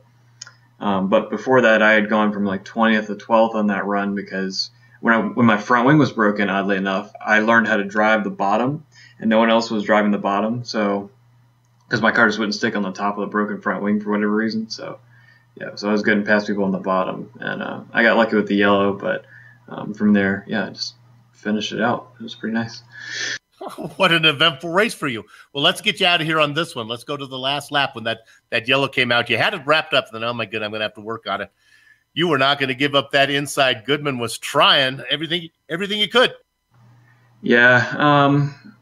Well, Kinsella was telling me in TeamSpeak that Lanini had it because he pitted for tires. I'm like, well, we just pitted like 5 laps ago, and I'm low fuel, good tires. So once the tires got to temp up to the first lap, I knew from running in practice in clean air that I could run the bottom without any problems on fresh tires. So that's what I did, and yeah, I was pretty confident I could hold him off, and I did. So yeah, it was fun. First short track win, so that's cool. Well, congratulations for a short track win. There you go. Congratulations on the win here. You got a few on the ovals. You got a lot on the road courses. Way to go. Good luck down the road. Looking good for that championship. Yeah. See you at New Hampshire soon. There you have it. And that was Adam Blocker, our winner today. Richie, who are you going to talk to? Let's bring in our second place finisher, Michael Goodman. Bring Michael down here. There we go. All right, Michael, you got a copy. Yeah, I'm here. Can you hear me? Oh, we hear you loud and clear. Hey, man, great run. Great qualifying effort. I know you kind of fell back a little bit, but you made your way up and got a break with that yellow. But, man, that finish was close. Yeah. At the start of the race, like you were mentioning, I was falling back. What happened was that obviously I got caught on the inside, and people passing me on the outside. But I love, in general, riding the low line. I just feel a little more control there. But as far as the pit stops went, I think this might have been the first race this year that that actually a caution fell my way as far as people pitting, and I was still on the lead lap because all year I've usually run the tank empty, and it would obviously, after I come out of the pit road, after the pit stop, then the caution would come out about 2 laps later. But this was a nice change for once. But it was a great race. Obviously, the last 5 or 6 laps, I knew it was going to be real tough, almost impossible to pass in that particular circumstance. But I'll take second, considering where my oval, the season on the ovals have been going this year. I'll definitely take that. Yeah, I mean, that yellow flag worked out really good for you. Obviously, Connor and Dan were running fast, but it caught them out. But, man, like I said, that finish, I mean, you needed about 50 more yards. I mean, you're only 0.03 of a second. It was quite exciting on our end. No, I was actually surprised on that last lap that he actually gave me the inside, but obviously he knew what he was doing, so it didn't really matter. But it would have been something if I would have been able to pull it off, but it is what it is. And I'll definitely take second coming out of Iowa, considering my, retro race didn't go so good here. So, I felt like I feel good that the track gave me a little reward for my heartbreak with the retro cars. Well, you should be happy with where you finished because it was a great run and you qualify well, so you deserve to be up there. So great job, and we will see you at the next one. No, I appreciate it. I just want to just thank the gentleman that painted my car, iLiveries, Jawandi from iLiveries.com. He painted my ride. I think it looks beautiful. And, I want to thank all the admins, George, you guys, and everyone for putting on a first race show. Thank you. Yeah, thank you, Michael, and we'll see you at the next race. Good luck. Thanks again. Michael Goodman did everything he could do to get that win, couldn't do. We're going to wrap up with one more driver. I can't wait to talk to him. He had a taste of the lead for a while. He was up in front. He held on to it as long as he could. We're going to talk to Scotty Johnson. Oh, man, that was a fun one for you.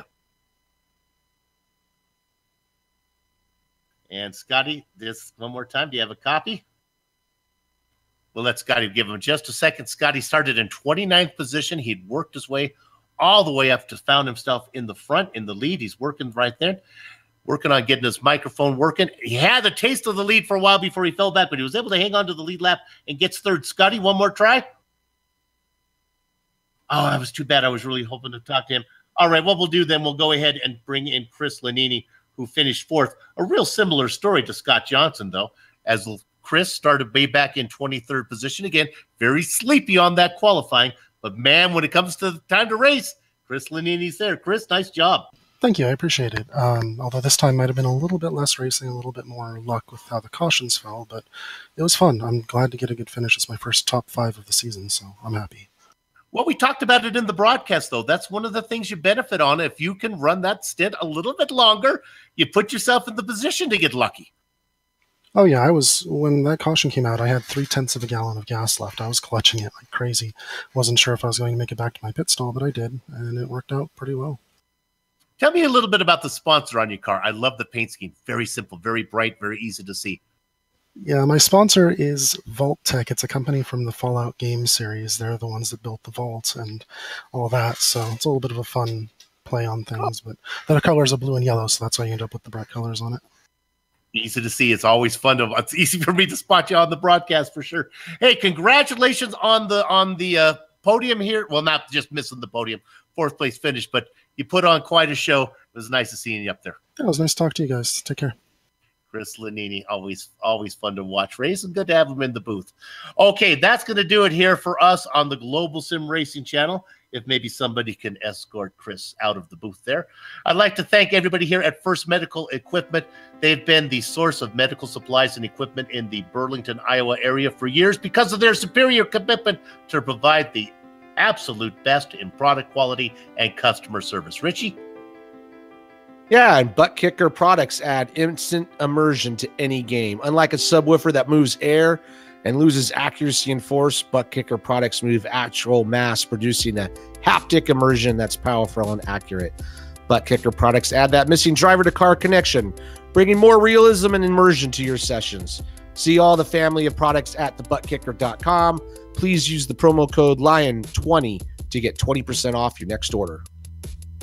And when it's time to go sim racing, don't even look for it because nothing beats the feel of a true hydraulic braking system from HPP Simulation. Designed and manufactured in the USA on state-of-the-art CNC equipment, HPP's hydraulic pedals and their accessories set the standard for simulation racing. For more information, please visit hppsimulation.com. To contact any of the sponsors you see on the screen right now, go to the Lionheart Series.com, click on 2018 sponsors, read or scroll to the bottom where you can click on the company logo. On the screen now are just some of the company's equipment and software that made this broadcast possible.